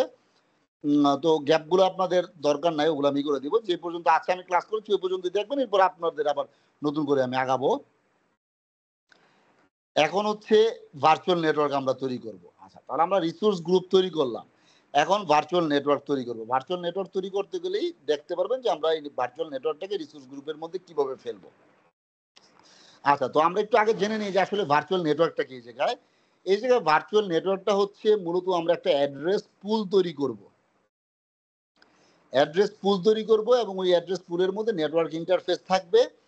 আমরা ওই অ্যাড্রেস পুল থেকে আমরা সাবনেট তৈরি করবো। অ্যাড্রেস পুলটা কি, যেমন ধরেন আমরা একটা আইপির ব্লক নিব, 10.0.0.0/16 দিলাম আমরা, এটা হচ্ছে একটা অ্যাড্রেস পুল। আমরা এই নেটওয়ার্ক ভার্চুয়াল নেটওয়ার্কটার মধ্যে আমরা যে 10.0.0.0/16 দিলাম, এই /16 মধ্যে যতগুলো আইপি আছে আমরা সব সাবনেট ইউজ করে করে এই ভার্চুয়াল নেটওয়ার্কের মধ্যে আমরা ব্যবহার করতে পারবো। আমরা ওই অ্যাড্রেস স্পেসটা যেরকম দিব এটা আমরা তৈরি করি, তাহলে আপনারা দেখতে পারবেন, ক্লিয়ার হবেন। এখন আমি ভার্চুয়াল নেটওয়ার্কের মধ্যে গেলাম, যাওয়ার পরে দেখেন এখানে আমার অনেক কিছুই তৈরি করা আছে। এর মধ্যে দেখেন ওই একই জিনিস যেটা আমি বলেছিলাম যে আসলে তৈরি করার সময় আপনার এই ক্রিয়েট অপশন আসবে, সেটাই এসেছে এখানে একই জিনিস। তো আমি ক্রিয়েটে দিলাম, ভিউটা কিন্তু একই রকমের ভিউ। আচ্ছা, দেওয়ার পরে এখানে আমার সেম জিনিস, আমার সাবস্ক্রিপশন, এখানে আমার রিসোর্স গ্রুপ, অনেক রিসোর্স গ্রুপ আছে যেগুলো তৈরি করা আছে। এর মধ্যে যেমন আমি আমার এটাই নিলাম। এখন আমি বলেছিলাম যে আপনার রিসোর্স গ্রুপ আগেও তৈরি করা যায়, আবার রিসোর্স তৈরি করার সময় তৈরি করা যায়। এই দেখেন যে রিসোর্স গ্রুপ এখানে আমার তৈরি করা, যেগুলো আগের তৈরি করা সেগুলো এখানে দেখাচ্ছে। আবার আমি যদি চাই এখান থেকে যে না আমি এখান থেকে ব্যবহার করবো না, আমি নতুন একটা রিসোর্স গ্রুপ তৈরি করবো, জাস্ট শুধু আপনি এখানে নাম দিবেন, নাম দিয়ে ওকে দিলেই ওটা তৈরি হয়ে যাবে ওই রিসোর্স গ্রুপটা। এটা রিজন কি হবে, এখানে যে রিজনটা সিলেক্ট করা থাকবে সেই রিজনটাই নিয়ে নেবে, ঠিক আছে। তো তবে এই জন্য আপনার অবশ্যই প্ল্যান করে আগে থেকেই তৈরি করা ভালো। এই জন্য মানে আগে থেকেই রিসোর্স গ্রুপটা তৈরি রাখা ভালো।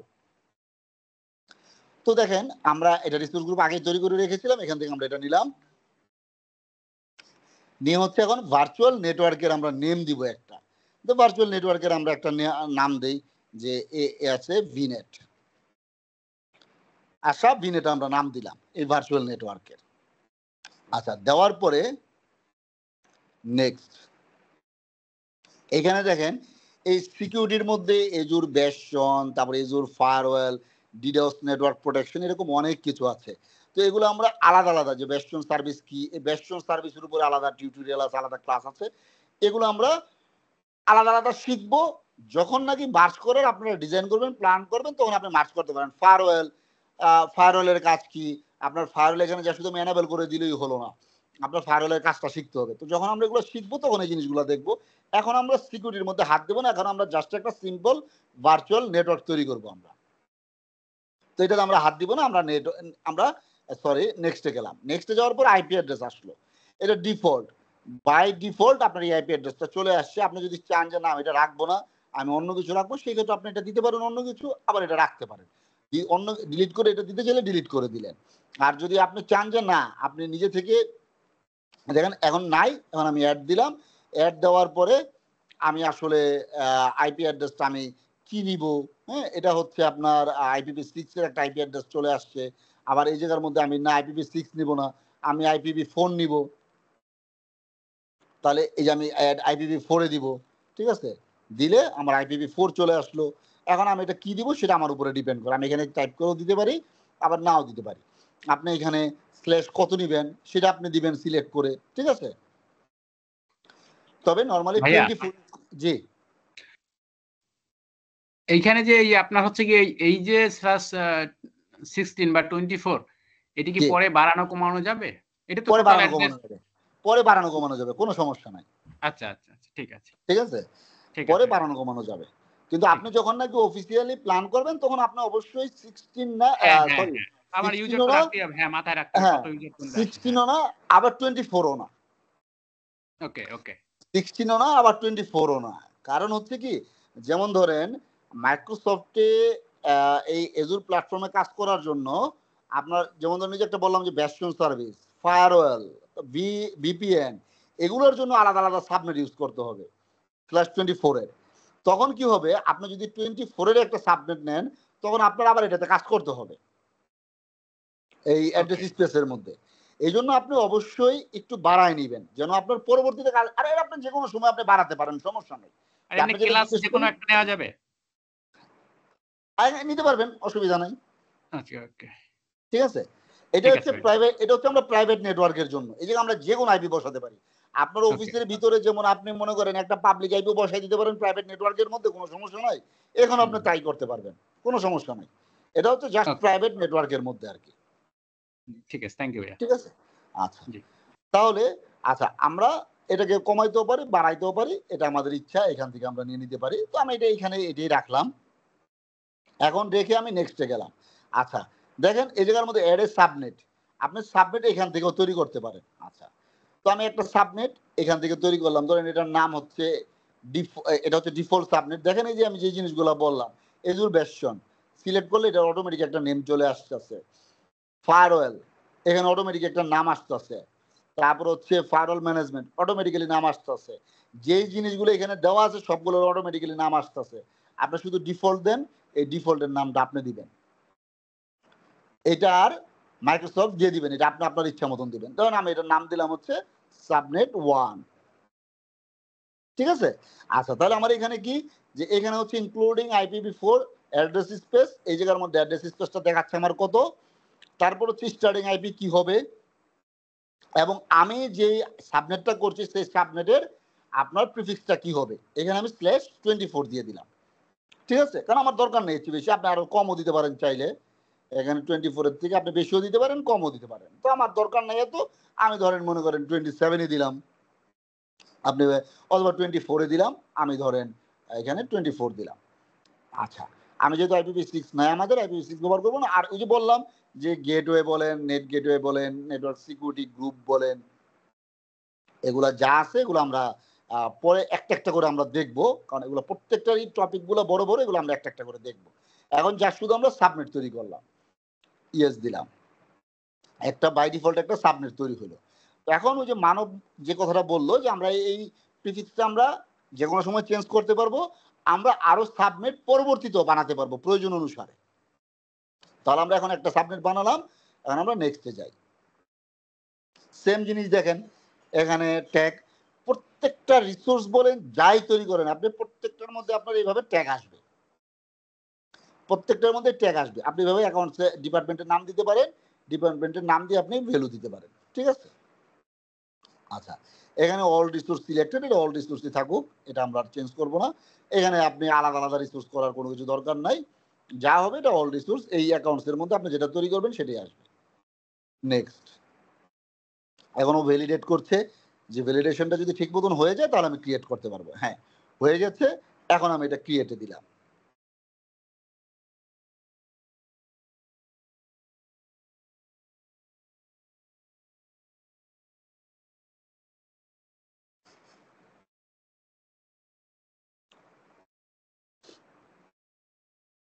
এটাও তৈরি হতে সময় নেবে না, এটাও খুব অল্প সময়ের মধ্যেই তৈরি হয়ে যাবে।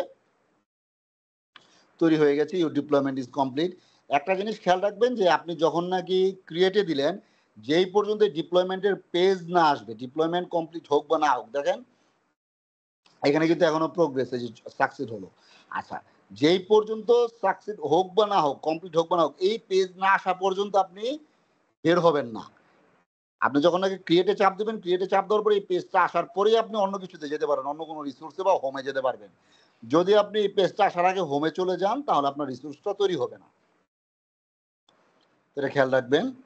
তাহলে আমরা হোমে গেলাম, তাহলে আমাদের ভার্চুয়াল নেটওয়ার্ক তৈরি হইলো, রিসোর্স গ্রুপ তৈরি করলাম, ওই রিসোর্স গ্রুপের মধ্যে আমরা একটা ভার্চুয়াল নেটওয়ার্ক তৈরি করলাম। আচ্ছা, এখন আমরা দেখব হচ্ছে ভার্চুয়াল নেটওয়ার্কের মধ্যে আমরা সাথে সাথে আমরা একটা সাবনেট, এখন আমরা ভার্চুয়াল নেটওয়ার্কের ভিতরে যাই, এই যে আশা ভিনেট, এটার আমরা ভিতরে গেলাম।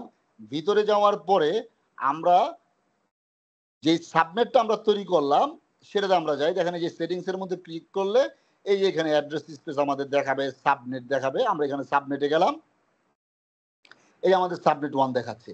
এখন আপনি যদি চান এই প্লাসের মধ্যে ক্লিক করে আপনি আরো সাবনেট বানাতে পারেন। এখন আমি এই জায়গার মধ্যে নাম দিয়ে দিলাম হচ্ছে সাবনেট 2 দিয়ে আমার দেখেন এটার মধ্যে অটোমেটিক, কারণ আমার তো আগের ব্লকটা তো শেষ হয়ে গিয়েছে, কারণ এটা চলে আসলো, এটা চলে আসছে, আমি এখন এখানে দিয়ে দিলাম অ্যাড।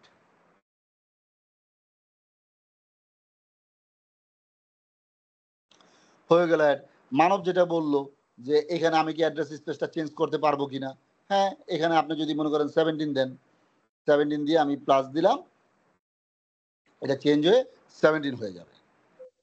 ভাই আমরা সাবনেটের মাঝে আরেকটা কেন মানে তৈরি করলাম? না, এটা আমি দেখালাম তৈরি করে। আচ্ছা আচ্ছা আচ্ছা আচ্ছা আচ্ছা, ঠিক আছে, যে আমরা নেটওয়ার্ক ভার্চুয়াল নেটওয়ার্ক তৈরি করার সময় যেমন আমরা সাবনেট তৈরি করতে পারি, পরেও আমরা সাবনেট তৈরি করতে পারি, এবং এটাও দেখাই দিলাম যে আমরা এই অ্যাড্রেস স্পেসটা আমরা চেঞ্জ করতে পারি। ঠিক আছে, ওকে ওকে ওকে ভাই। আচ্ছা এখানে দেখেন একটা জিনিস দিচ্ছে যে অ্যাড্রেস স্পেস এত ওভারল্যাপস উইথ অ্যাড্রেস স্পেস এত অফ ভার্চুয়াল নেটওয়ার্ক মাইভিনেট।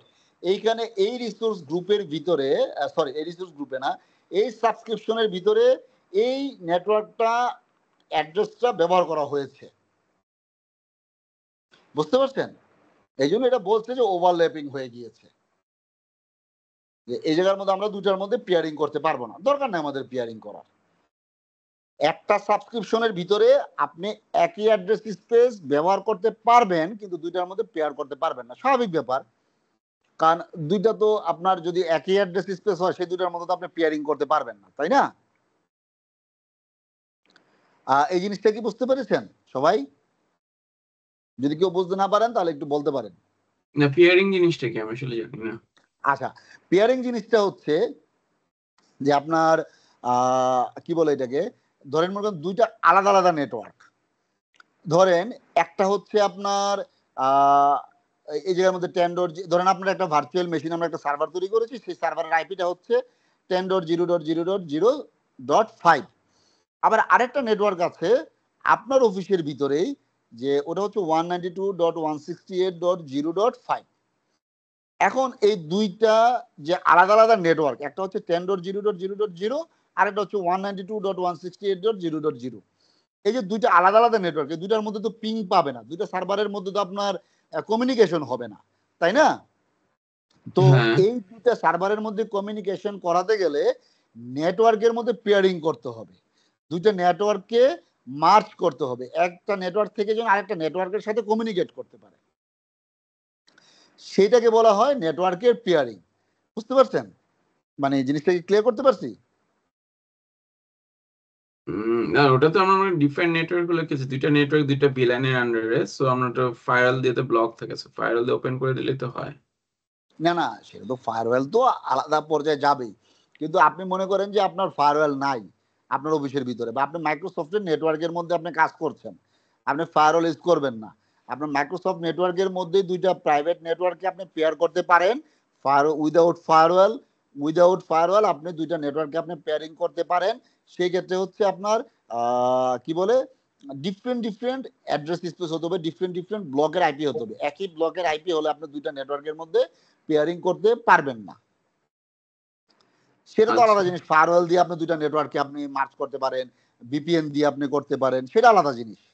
কিন্তু আপনি ওটা ছাড়াও দুইটা আলাদা নেটওয়ার্ককে আপনি পেয়ার করতে পারেন, দুইটা নেটওয়ার্ককে, দুইটা আলাদা রিজিয়নের নেটওয়ার্কে আপনার দুইটা, ধরেন একটা আছে হচ্ছে আপনার ইস্ট ইউএস এর মধ্যে, আরেকটা হচ্ছে আপনার হচ্ছে এশিয়া প্যাসিফিক, ধরেন সিঙ্গাপুরে আছে, দুইটা রিজনের দুইটা নেটওয়ার্ককেও আপনি পেয়ার করতে পারবেন।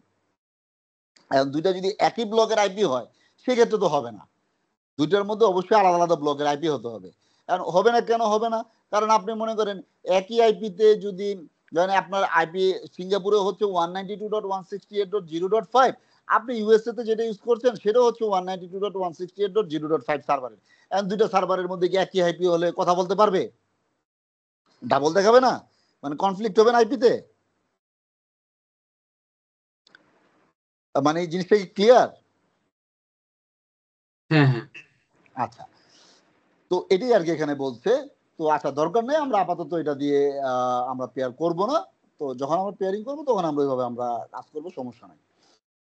আচ্ছা, তাহলে আমরা অ্যাড্রেস স্পেস চেঞ্জও করতে পারি, আবার অ্যাড্রেস স্পেস আমরা বা সাবনেট আমরা এখান থেকেও আমরা পরবর্তীতে তৈরি করার পরে বাড়াতে কমাতে পারি। গেল। এখন এখানে আমরা হচ্ছে একটা, আচ্ছা ইসের ধরেন আমরা এখন যে জিনিসগুলো করছি, আমরা রিসোর্স বানালাম। এখন রিসোর্স বানানোর পরে ধরেন আপনার অফিসে আপনার এই পোর্টালের মধ্যে 2 জন 3 জন 5 জন যে কজনই আছে কাজ করেন, বা আপনি নিজে একাই কাজ করেন। এমনও হতে পারে যে আপনি ভুলে কোন একটা জিনিস, এই যে আমরা যে এতটুকু পর্যন্ত বানালাম, এই ভার্চুয়াল নেটওয়ার্কটা বানালাম, ভার্চুয়াল আমরা রিসোর্স গ্রুপ বানালাম, ভুলে আমরা ডিলিট করে দিতে পারি, তাই না? হতে পারে না? এটার মধ্যে গেলাম কোনোভাবে ভুলে, অথবা কেউ ইচ্ছাকৃতভাবে ডিলিট করে দিল, এখানে ডিলিটে চাপ দিয়ে এটা ডিলিট করে দিল, হতে পারে না? তো সেই জিনিসটা যেন না হয়, এটাকে প্রত্যেকটা রিসোর্সকে আপনি সুরক্ষিত রাখার জন্য আপনি লক করে দিতে পারেন। সেটা আপনি যদি রিসোর্স গ্রুপ থেকে লক করেন, তাহলে এই রিসোর্স গ্রুপের মধ্যে যত রিসোর্স আছে সব লক হয়ে যাবে, কেউ ডিলিট করতে পারবে না। এখন এজুর পোর্টালে কাজ করার জন্য সাবস্ক্রিপশনের মধ্যে রোল বেস অ্যাক্সেস দেওয়া যায়। তো এই জন্য কেউ যেন ডিলিট করতে না পারে, যদি কাউকে যদি আপনি কন্ট্রিবিউটর অ্যাক্সেস দেন তারা সব কাজই করতে পারবে। তো এই জন্য এই জিনিসটা আপনি মেনটেন করবেন যে আপনার ইম্পর্টেন্ট আপনার রিসোর্স গ্রুপগুলোকে আপনি, বা অ্যাক্সিডেন্টাল ডিলিশনের জন্য যাতে না হয় সেই জন্য আপনি লক করে রাখবেন। অ্যাড লক এখানে আমরা গেলাম, দেখেন এখানে হচ্ছে দুইটা, একটা অপশন হচ্ছে রিড অনলি, আর একটা অপশন হচ্ছে ডিলিট। আমরা এই রিড অনলিতে গেলাম, রিড অনলিতে গিয়ে আমরা লক নেম দিলাম, আমরা দিলাম হচ্ছে ধরেন আশা এল, বা ধরেন আশা এল দিলাম। এখানে একটা এটা দিয়ে দিলাম হচ্ছে রিড অনলি, বা যা কিছু হোক আপনি একটা নোট দিতে পারেন, দিয়ে আমি ওকে দিলাম। এটা আপনার মতন আপনি নোট দিবেন। এখন দেখেন আমি এই রিসোর্স গ্রুপটাকে রিড অনলি দিয়ে লক করলাম। আচ্ছা, এখন পার্থক্যটা কি হয়? আমি এই ভার্চুয়াল নেটওয়ার্কটাকে, এই আশা ভিনেটকে আমি এখন ডিলিট করব। ফেল টু ডিলিট নেটওয়ার্ক, এখানে বলতে হচ্ছে fail to delete virtual network, the scope এত এত এত এত, এইখানে হচ্ছে cannot perform delete operation because following scope are locked, এটা বলেই দিচ্ছে যেটা লক আছে এই কারণে আমি ডিলিট করতে পারবো না, please remove the lock and try again. এখন গেল আমি তাহলে ডিলিট করতে পারছি না, তাহলে আমি এখন ক্রিয়েট করি এই রিসোর্স গ্রুপ একটা জিনিস, নতুন একটা কিছু ক্রিয়েট করি, আমি একটা ভার্চুয়াল নেটওয়ার্কে আবার ক্রিয়েট করি। এখানে আমি ধরেন মনে করেন এটার মধ্যে গেল, আমি নাম দিলাম হচ্ছে ভিনেট 1, যা আছে দিলাম, যা আছে দিয়ে গেলাম, এখানে আমি কোনো কিছু চেঞ্জ করলাম না, ও গেলাম না, আমি জাস্ট শুধু হচ্ছে আচ্ছা ভ্যালিডেশন ফেল, ক্লিক ডিটেলস, দেখেন এখানে ভ্যালিডেশন ফেল আছে, the scope can not perform write operation because following scope are locked. আচ্ছা লক কি কারণে লক, আমার এটা রিড অনলি করা। আচ্ছা তাহলে শুধু এখানে রিড করা যাবে, এই রিসোর্স গ্রুপের মধ্যে যা আছে সবকিছু রিড করা যাবে, আমি এখানে কোনো কিছু রাইট করতে পারবো না যদি আপনি রিড অনলি দিয়ে রাখেন, ডিলিটও হবে না, কোনো কিছু নতুন ক্রিয়েটও করা যাবে না, এটার ভিতরে কোনো কিছু মানে কোনো কিছুই করা যাবে না। এখন আমি এই লকের মধ্যে গেলাম,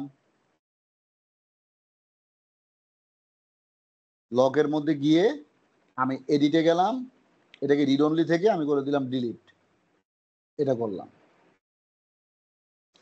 আচ্ছা এটা এখন হয়ে গেল, ডিলিট অপশন গিয়ে গেল। আচ্ছা এটা চেঞ্জ হয়ে আবার চলে আসছে,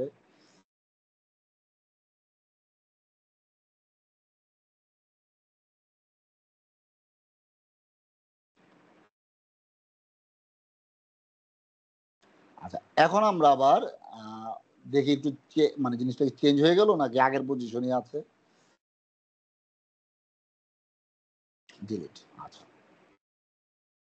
তাহলে আমাদের রিড অনলিটা শেষ, মানে রিড অনলি অপশন চলে গেছে। এখন আমি আবার ভার্চুয়াল নেটওয়ার্কে যাই, এখন মনে করেন আমি এই জায়গার মধ্যে ক্লিক করলাম, ক্লিক করে যা আছে তাই নিলাম, এখানে হচ্ছে আশা ভিনেট 2 নাম দিলাম, নাম দিয়ে নেক্সট দিলাম, নেক্সট দিয়ে সিকিউরিটি দিব না, আমি আইপি অ্যাড্রেসের মধ্যে একটা চেঞ্জ নিয়ে আসি, আমি আইপি অ্যাড্রেস দিলাম হচ্ছে ধরেন 192.0.0.0 দিলাম, দিয়ে এটাকে আমি রাখলাম 16 রাখলাম না, এটাকে আমি ধরেন করে দিলাম হচ্ছে 21, তারপর দিলাম হচ্ছে নেক্সট, ট্যাগ দিলেন আপনি, একটা প্র্যাকটিসের সময় এটা আমি অ্যাভয়েড করে যেতে পারবো, কিন্তু আপনি যখন আগে রিয়েল লাইফে কাজ করবেন তখন এই জিনিসটা অবশ্যই খেয়াল রাখবেন। ক্রিয়েট দিলাম। এই ভার্চুয়াল নেটওয়ার্কটা কিসের জন্য তৈরি করা হচ্ছে? ভার্চুয়াল নেটওয়ার্কটা তৈরি করা হচ্ছে যেহেতু এটার মধ্যে আইপি দিচ্ছি, আমি যে রিসোর্সগুলো ধরেন ভার্চুয়াল মেশিন তৈরি করব, আমি যখন ভিপিএন করব, যখন ফায়ারওয়েল করব, এগুলোর মধ্যে এই নেটওয়ার্ক অ্যাড্রেসটা আমি ব্যবহার করব, এখান থেকে আমি আইপি ব্যবহার করব। একটাই নেটওয়ার্ক অ্যাড্রেসের মাধ্যমে থাকবে, মানে বিএম এর মধ্যে যে একটা নেটওয়ার্ক অ্যাড্রেস দিয়েছি ওটার মধ্যেই তো সবকিছু না না থাকবে। ভিএম এর মধ্যে এই ভিনেটের মধ্যে দিছি, ঠিক আছে। এখন ভার্চুয়াল মেশিন যখন আমি তৈরি করব তখন এই সাবনেট আমি ইউজ করব। আমি ভিনেটটা তৈরি করছি মূলত আমার সার্ভার, ফায়ারওয়েল, আমি তারপরে ভিপিএন এগুলোর জন্য আমি ইউজ করার জন্য, ডাটাবেস এগুলোর জন্য ইউজ করার জন্য, ঠিক আছে। আপনি অফিসের মধ্যে আপনি মাইক্রোটিক বসিয়ে ওটার মধ্যে আইপি অ্যাড্রেস বসান না, আইপি ব্লক বসান না, জি জি ওটা বসান কেন? আপনি তো ওই যে সার্ভার টার্ভার এগুলোতে ইউজ করার জন্য, তাই না? জি জি আমরা সেম জিনিসটাই করলাম, ক্লিয়ার? বুঝতে পারছি। আচ্ছা তো দেখেন এটা কিন্তু এখন তৈরি হয়ে গেল, এই জিনিসটা এখন তৈরি হয়ে গেল, তাই না? আচ্ছা তাহলে আমরা একটা জিনিস তৈরি করে ফেললাম, আমরা দেখলাম যে ডিলিট এবং লকের পার্থক্যটা কি। আচ্ছা তাহলে এই পার্থক্য যাওয়ার পরে, আচ্ছা তাহলে এই ডিলিট এবং লকের মানে এই লকের জিনিসটা তো বুঝতে পারলেন যে ডিলিট এবং রিড অনলির পার্থক্যটা কি। ডিলিট হলো আমরা কোনো কিছু বানাতে পারবো, কিন্তু ধরেন এখানে আমি আশা ভিনেট, এটাকে আমি এখন যদি ডিলিট করতে যাই, আমি কিন্তু তৈরি করলাম, এখন আমি ডিলিট করতে যাই, parent resource logs cannot be edited here, click on the log scope to go to the scope। এখানে হচ্ছে যে আপনি যদি এটা ডিলিট করতে যান তাহলে আমার এখানে এটা ডিলিট করে নিতে হবে, ঠিক আছে, মানে এটা সরাই নিতে হবে, আমি ডিলিট করতে পারবো না। তাহলে রিড অনলি হচ্ছে আমি ডিলিটও করতে পারবো না, কোনো কিছু তৈরিও করতে পারবো না, কোনো এডিট করতে পারবো না। আর শুধু ডিলিটটা হচ্ছে আমি শুধু ডিলিট করতে পারবো না, কিন্তু আমি তৈরি করতে পারবো। এখন আপনি আপনার ডিজাইনের মধ্যে আপনি আপনার অন প্রিমিসিস আপনি আপনার ক্লাউডের পোর্টালের মধ্যে আপনি কিরকম রাখবেন সেটা আপনার ডিজাইনের উপর ডিপেন্ড করে, বা আপনি কিভাবে নিয়ন্ত্রণ করবেন সেটা আপনার উপরে ডিপেন্ড করে। আপনি কি লকটাকে রিড অনলি রাখবেন নাকি রিড অনলি রাখাটা টাফ। কেন, কারণ আপনার যে কোনো সময় রিসোর্স তৈরি করা লাগতে পারে, এখানে বারবার আপনি লক ছুটাবেন, বারবারই করবেন।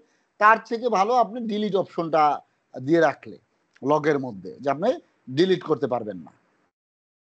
আচ্ছা, এখন কি এটা ডিলিট করা যাবে না, তাই না? আশা ভিনেট টুটাও না না না, কোনো কিছু ডিলিট করা যাবে না। দেখেন, এই যে আমরা যদি এটাতে যাই, ভার্চুয়াল নেটওয়ার্ক 2 এর মধ্যে যাই, এই যে আশা ভিনেট 2 যেটা, সেটাও আমরা ডিলিট করতে পারবো না। এটাও যদি আমরা ডিলিট দেই, এই যে আশা vnet 2 can not be deleted because there is a lock on this virtual network, remove the lock before performing the delete operation. একই জিনিস, ঠিক আছে। সো আমি রিসোর্স গ্রুপের মধ্যে যদি আমি পলিসি সেট করি লকের, সো যে কোনো ফিউচার আমি রিসোর্স ক্রিয়েট করলে ওটা আমি সেম পলিসি অ্যাপ্লাই হবে, যেমন ডিলিট সেম হবে। পলিসি, হ্যাঁ হ্যাঁ, এই রিসোর্স গ্রুপের মধ্যে দিলে সেম পলিসি সবার জন্য, তখন আর ওই রিসোর্স গ্রুপের মধ্যে আলাদা আলাদা করে রিসোর্সের জন্য পলিসি দিতে হবে না। আচ্ছা আচ্ছা, এই জিনিসটি বলা হয়েছে যে পাবলিক আইপি, এই জায়গার মধ্যে public IP address, private IP address, আমরা শুধু প্রাইভেট আইপি অ্যাড্রেস নিয়ে দেখলাম। প্রাইভেট আইপি অ্যাড্রেস আমরা তৈরি করলাম, প্রাইভেটটা তো আমাদের নিজেদের মতন করে আমরা তৈরি করতে পারবো। তো কিন্তু পাবলিক আইপি অ্যাড্রেসটা হচ্ছে আমরা মূলত মাইক্রোসফট থেকে নিতে হবে। এখন আমরা যদি একটা ভার্চুয়াল মেশিন তৈরি করতে যাই, ওই ভার্চুয়াল মেশিনের মধ্যে আমাদের লাগবে হচ্ছে ভার্চুয়াল মেশিন তৈরি করার সময় আমাদের একটা পাবলিক আইপি অ্যাড্রেস লাগবে, প্রাইভেট আইপি অ্যাড্রেস লাগবে, আমাদের হার্ড ডিস্ক লাগবে। আর পাবলিক আইপি অ্যাড্রেস এবং প্রাইভেট আইপি অ্যাড্রেসটা থাকবে হচ্ছে নেটওয়ার্ক ইন্টারফেসের মধ্যে। নেটওয়ার্ক ইন্টারফেসটা কি, যেমন আমরা ধরেন কি বলে ওই যে আমাদের যেমন ল্যান্ড কার্ড আমরা ব্যবহার করি সেরকম আর কি নেটওয়ার্ক ইন্টারফেসটা। এমন প্রত্যেকটা ভার্চুয়াল মেশিনের মধ্যে নেটওয়ার্ক ইন্টারফেস থাকবে, আমরা সেখানে কাজ করবো, সেখানে আইপি বসানো থাকবে। আর এনএসজিটা হচ্ছে নেটওয়ার্ক সিকিউরিটি গ্রুপ। এটা হচ্ছে যে আপনার এমন কোনো প্রতিষ্ঠান হতে পারে যে তারা আসলে ক্লাউডে ফায়ারওয়ালের কস্ট বিয়ার করতে পারবে না, তারা আপনার অল্পতে তারা কস্টিং মিনিমাইজ করে তারা চলতে চাচ্ছেন, সেটার জন্য হচ্ছে আপনার নেটওয়ার্ক সিকিউরিটি গ্রুপ মূলত এটার কস্টিং একেবারেই লোয়েস্ট পর্যায়ে, এবং এটা হচ্ছে আপনার মূলত পোর্টগুলোকে অ্যালাউ ডিনাই করে নেটওয়ার্ক সিকিউরিটি গ্রুপ থেকে। তো এটা আমরা দেখবো, নেটওয়ার্ক সিকিউরিটি গ্রুপটা আমরা আলাদাভাবে দেখবো। এখন আমরা একটা বেসিক তৈরি করে যাব, পরবর্তীতে আমরা দেখবো এটা নেটওয়ার্ক সিকিউরিটি গ্রুপের আর একটু ডিটেলস। আচ্ছা, তো এখন আমরা একটা ভার্চুয়াল মেশিন তৈরি করব। হ্যাঁ, আমরা তাহলে মূলত আমরা কি করলাম, ভার্চুয়াল মেশিনটা তৈরি করার জন্য রিসোর্স গ্রুপ দরকার, ভার্চুয়াল নেটওয়ার্ক দরকার, যে ভার্চুয়াল নেটওয়ার্কের মধ্যে সাবনেট থাকবে, অ্যাড্রেস স্পেস থাকবে। আমরা সাবনেট তৈরি করছি ভার্চুয়াল মেশিনের জন্য, ভার্চুয়াল নেটওয়ার্ক আমরা তৈরি করছি, তার মধ্যে সাবনেট তৈরি করেছি, আমরা রিসোর্স গ্রুপও তৈরি করেছি। এখন আমরা একটা ভার্চুয়াল মেশিন তৈরি করব। ভার্চুয়াল মেশিনটা কি একটা সার্ভার। এখন আমরা কিন্তু এটা কিন্তু ওয়ার্ক স্টেশনও তৈরি করতে পারি। আমরা উইন্ডোজ 11ও নিতে পারি, আমরা উইন্ডোজ 10ও নিতে পারি, আমরা লিনাক্সের ভার্চুয়াল মেশিনও তৈরি করতে পারি। এটা আমাদের উপর ডিপেন্ড করে আমরা কি তৈরি করব। তো আমরা প্রথমে দেখবো হচ্ছে আমরা একটা উইন্ডোজ মেশিন তৈরি করে, আমরা লিনাক্সের মেশিনও তৈরি করব। আমরা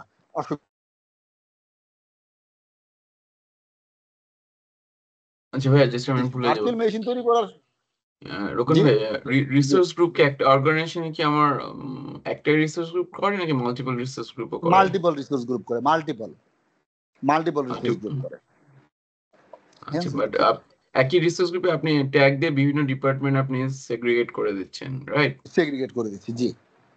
আচ্ছা, বাট একটা অর্গানাইজেশন তাহলে কি আমার যে আগে যেটা ছিল ফরেস্ট কি কি ছিল সেটা ভুলে গেছে, একটা এখন কি এন্ট্রি আইডি বলে, একটা এন্ট্রি আইডি আন্ডারে আপনার সবগুলো আপনার ওইটা যেটা ওই যে ফরেস্ট যেটা বললেন সেই টেকনোলজি কিন্তু এখনো আছে, সেটা আপনার অন প্রিমিসিসে ফরেস্ট ডোমেন, সেটার আন্ডারে আপনি চাইল্ড ডোমেন করতে পারেন, ট্রি ডোমেন করতে পারেন। সেটা এখনো আছে, সেটা হচ্ছে অন প্রিমিসিসে। আর মাইক্রোসফট ক্লাউডেরটা হচ্ছে এন্ট্রি আইডি, যেটা নাকি এজুরেরই ছিল, সেটা হচ্ছে এখন এন্ট্রি আইডি। এখন দেখেন যে আমরা অন প্রিমিসিসেরও কাজ করব, আমরা অ্যাক্টিভ ডিরেক্টরি আমরা তৈরি করব, অ্যাক্টিভ ডিরেক্টরির সাথে আমরা অন প্রিমিসিস অ্যাক্টিভ ডিরেক্টরির সাথে আমরা ক্লাউডের সাথে মাইক্রোসফটের এন্ট্রাইডের সাথে কিভাবে কানেক্টিভিটি তৈরি করব সেটা আমরা দেখব। আপনার এমন হতে পারে যে আপনি এমন অর্গানাইজেশনে আছেন বা গিয়েছেন যেখানে নাকি অন প্রিমিসিস অ্যাক্টিভ ডিরেক্টরি আছে, তারা এখনো ক্লাউডের ব্যবহার শুরু করে নাই, কিন্তু ক্লাউডের ব্যবহার শুরু করবে। ঠিক আছে, তো তারা তাদের অফিসের প্রত্যেকটা পিসি ওয়ার্ক স্টেশন তারা অ্যাক্টিভ ডিরেক্টরি ইউজারের মাধ্যমে লগ ইন করে। এখন আপনি মনে করেন যে মাইক্রোসফট 365 তারা নিবে, সার্ভিসটা নিবে। এখন আপনি মাইক্রোসফট 365 এর আপনার যদি মনে করেন না জানা থাকে জিনিসটা, তাহলে আপনি কি করবেন, যেটা নাকি আমার অন্য একটা ক্লাসে এরকম হয়েছে যে ওনাদের জানা ছিল না, ওনারা এরকম করছে, ওনাদের অন প্রিমিসিস অ্যাক্টিভ ডিরেক্টরি আছে, অফিস 365 ইউজ করবে কোম্পানি, অফিস 365 ইউজ করবে। তারা করেছে কি, অফিস 365 এর জন্য একটা পোর্টাল করে ওই জায়গার মধ্যে আলাদা আলাদা ইউজার তৈরি করে তাদের মেল অ্যাড্রেস দিয়েছে। কিন্তু এই টেকনোলজিটা সম্পূর্ণ ভুল হয়ে গেল। ভুল হয়ে গেল কেন?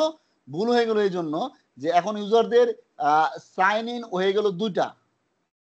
ইউজারদের সাইন ইন হয়ে গেল দুইটা, একটা হচ্ছে অন প্রিমিসিস ওয়ার্ক স্টেশনে একটা ইউজার আইডি পাসওয়ার্ড দিয়ে সে লগ ইন করবে, আরেকটা হয়ে গেল তার মেলের জন্য বা ওয়ান ড্রাইভ, টিমস এগুলোর জন্য তার আলাদা একটা ইউজার আইডি হয়ে গেল। এই জন্য আপনার ওই জিনিসটা জানা থাকতে হবে যে অন প্রিমিসিসের যে অ্যাক্টিভ ডিরেক্টরি আছে সেই ইউজারগুলোকে কিভাবে আপনি ক্লাউডে নিয়ে যাবেন, পাসওয়ার্ড সহ। অন প্রিমিসিসের ইউজারের পাসওয়ার্ড সহ ইউজার আইডি সহ সেম জিনিস আপনি কিভাবে নিয়ে যাবেন। এবং তখন কি হবে, তখন হবে যে আপনার অন প্রিমিসিসের যে ওয়ার্ক স্টেশনের যে ইউজারটা আছে সেই ওয়ার্ক স্টেশনে যে ইউজার আইডি পাসওয়ার্ড দিয়ে লগ ইন করছে সিঙ্গেল সাইন ইন হয়ে যাবে। সে তার অফিস 365 মেল আইডি তো এক ইউজার আইডি পাসওয়ার্ড দিয়ে লগ ইন করবে। সে যদি মনে করেন আপনি ন্যাশ ইউজ করেন, ন্যাশের মধ্যেও সে এক ইউজার আইডি পাসওয়ার্ড দিয়ে ইউজ করবে। এরকমও হতে পারে যে আপনি একটা অন প্রিমিসিস ডেভেলপ করা আপনার একটা অ্যাপ্লিকেশন আছে, সেটার মধ্যে চাইলেও আপনি যে অ্যাক্টিভ ডিরেক্টরি যে ইউজার আইডি পাসওয়ার্ড আছে সেটাতে আপনি লগ ইন করতে পারেন। ঠিক আছে, এই জন্য আপনার প্ল্যানটা আগে থেকে করে আসতে হবে। এগুলো আমরা ইনশাআল্লাহ সব দেখবো, এই জিনিসগুলো আমরা সব ধীরে ধীরে দেখবো। তো এখন আমরা আপনি পরে এই পুরো ফ্লোটা আমাদেরকে যে দেখাবেন, তাই না? জাস্ট বুঝে ওঠেনি। হ্যাঁ, এটা এগুলো আমরা সব প্র্যাকটিক্যালের মধ্যে আসবে, সব আসবে। আমরা যখন নাকি এজুন ইউজার নিয়ে, গভর্নেন্স নিয়ে, তারপরে হচ্ছে এজুরের ইউজারের অ্যাক্সেস নিয়ে, হ্যাঁ, রোল নিয়ে আমরা কাজ করবো, তখন এই জিনিসগুলো চলে আসবে। ঠিক আছে, আচ্ছা, থ্যাংক ইউ। ওকে। আচ্ছা, আমরা তাহলে এখন একটা ভার্চুয়াল মেশিন ক্রিয়েট করব। তাহলে ক্রিয়েটে দিলাম, এখানে দেখুন অনেকগুলো ভার্চুয়াল মেশিনের অপশন আছে। তো আমরা এখন যাচ্ছি হচ্ছে আপনার এজুর ভার্চুয়াল মেশিনের মধ্যে। এবং সবচেয়ে মজার জিনিস হচ্ছে যেটা, সেটা হচ্ছে যে এটা যারা নাকি মনে করেন আপনার ক্লাউডে এখন কিছু না কিছু কাজ করছেন, অথবা মনে করেন অন্যান্য প্ল্যাটফর্মেরও ক্লাউড প্ল্যাটফর্মের সাথে জড়িত আছেন, তারা এই জিনিসগুলো আরো ভালো খেয়াল করবেন। এই প্ল্যাটফর্ম বা এই পেজের মানে আপনার এজুর হোক, AWS হোক, যেটাই হোক, এই পেজের জিনিসগুলা কিন্তু আইকনগুলা বলেন বা প্রসেসগুলা বলেন, এক একটা এক এক জায়গায় এক এক সময় চলে যায়, মানে চেঞ্জ করে, ওরা ডিজাইনটা গ্রাফিক্যাল মুডটা চেঞ্জ করে। এই জন্য এই জায়গার মধ্যে কিন্তু কয়েকদিন আগেও, এই এক সপ্তাহ আগেও ওই জায়গার মধ্যে ভার্চুয়াল মেশিন স্কিল সেট ছিল একটা অপশন, এটা এখন নাই। এক সপ্তাহ আগে যেটা ছিল, গত শুক্রবারও ছিল, আজকে মঙ্গলবারে নাই, এটা চেঞ্জ করে দিয়েছে। তো এই জন্য এটার মধ্যে রেগুলার থাকতে হয়। রেগুলার থাকলে আপনার বেশি বড় ধাক্কা খাবেন না, রেগুলার না থাকলে বড় ধাক্কা খাবেন। আর রেগুলার না থাকলে যেটা বললাম যে আমি গত শুক্রবারে দেখেছি, এখন দেখছি এটা জায়গায় নাই। তো আমরা এখন এজুর ভার্চুয়াল মেশিন ক্রিয়েট করব। তো এটাতে আমরা ক্লিক করলাম।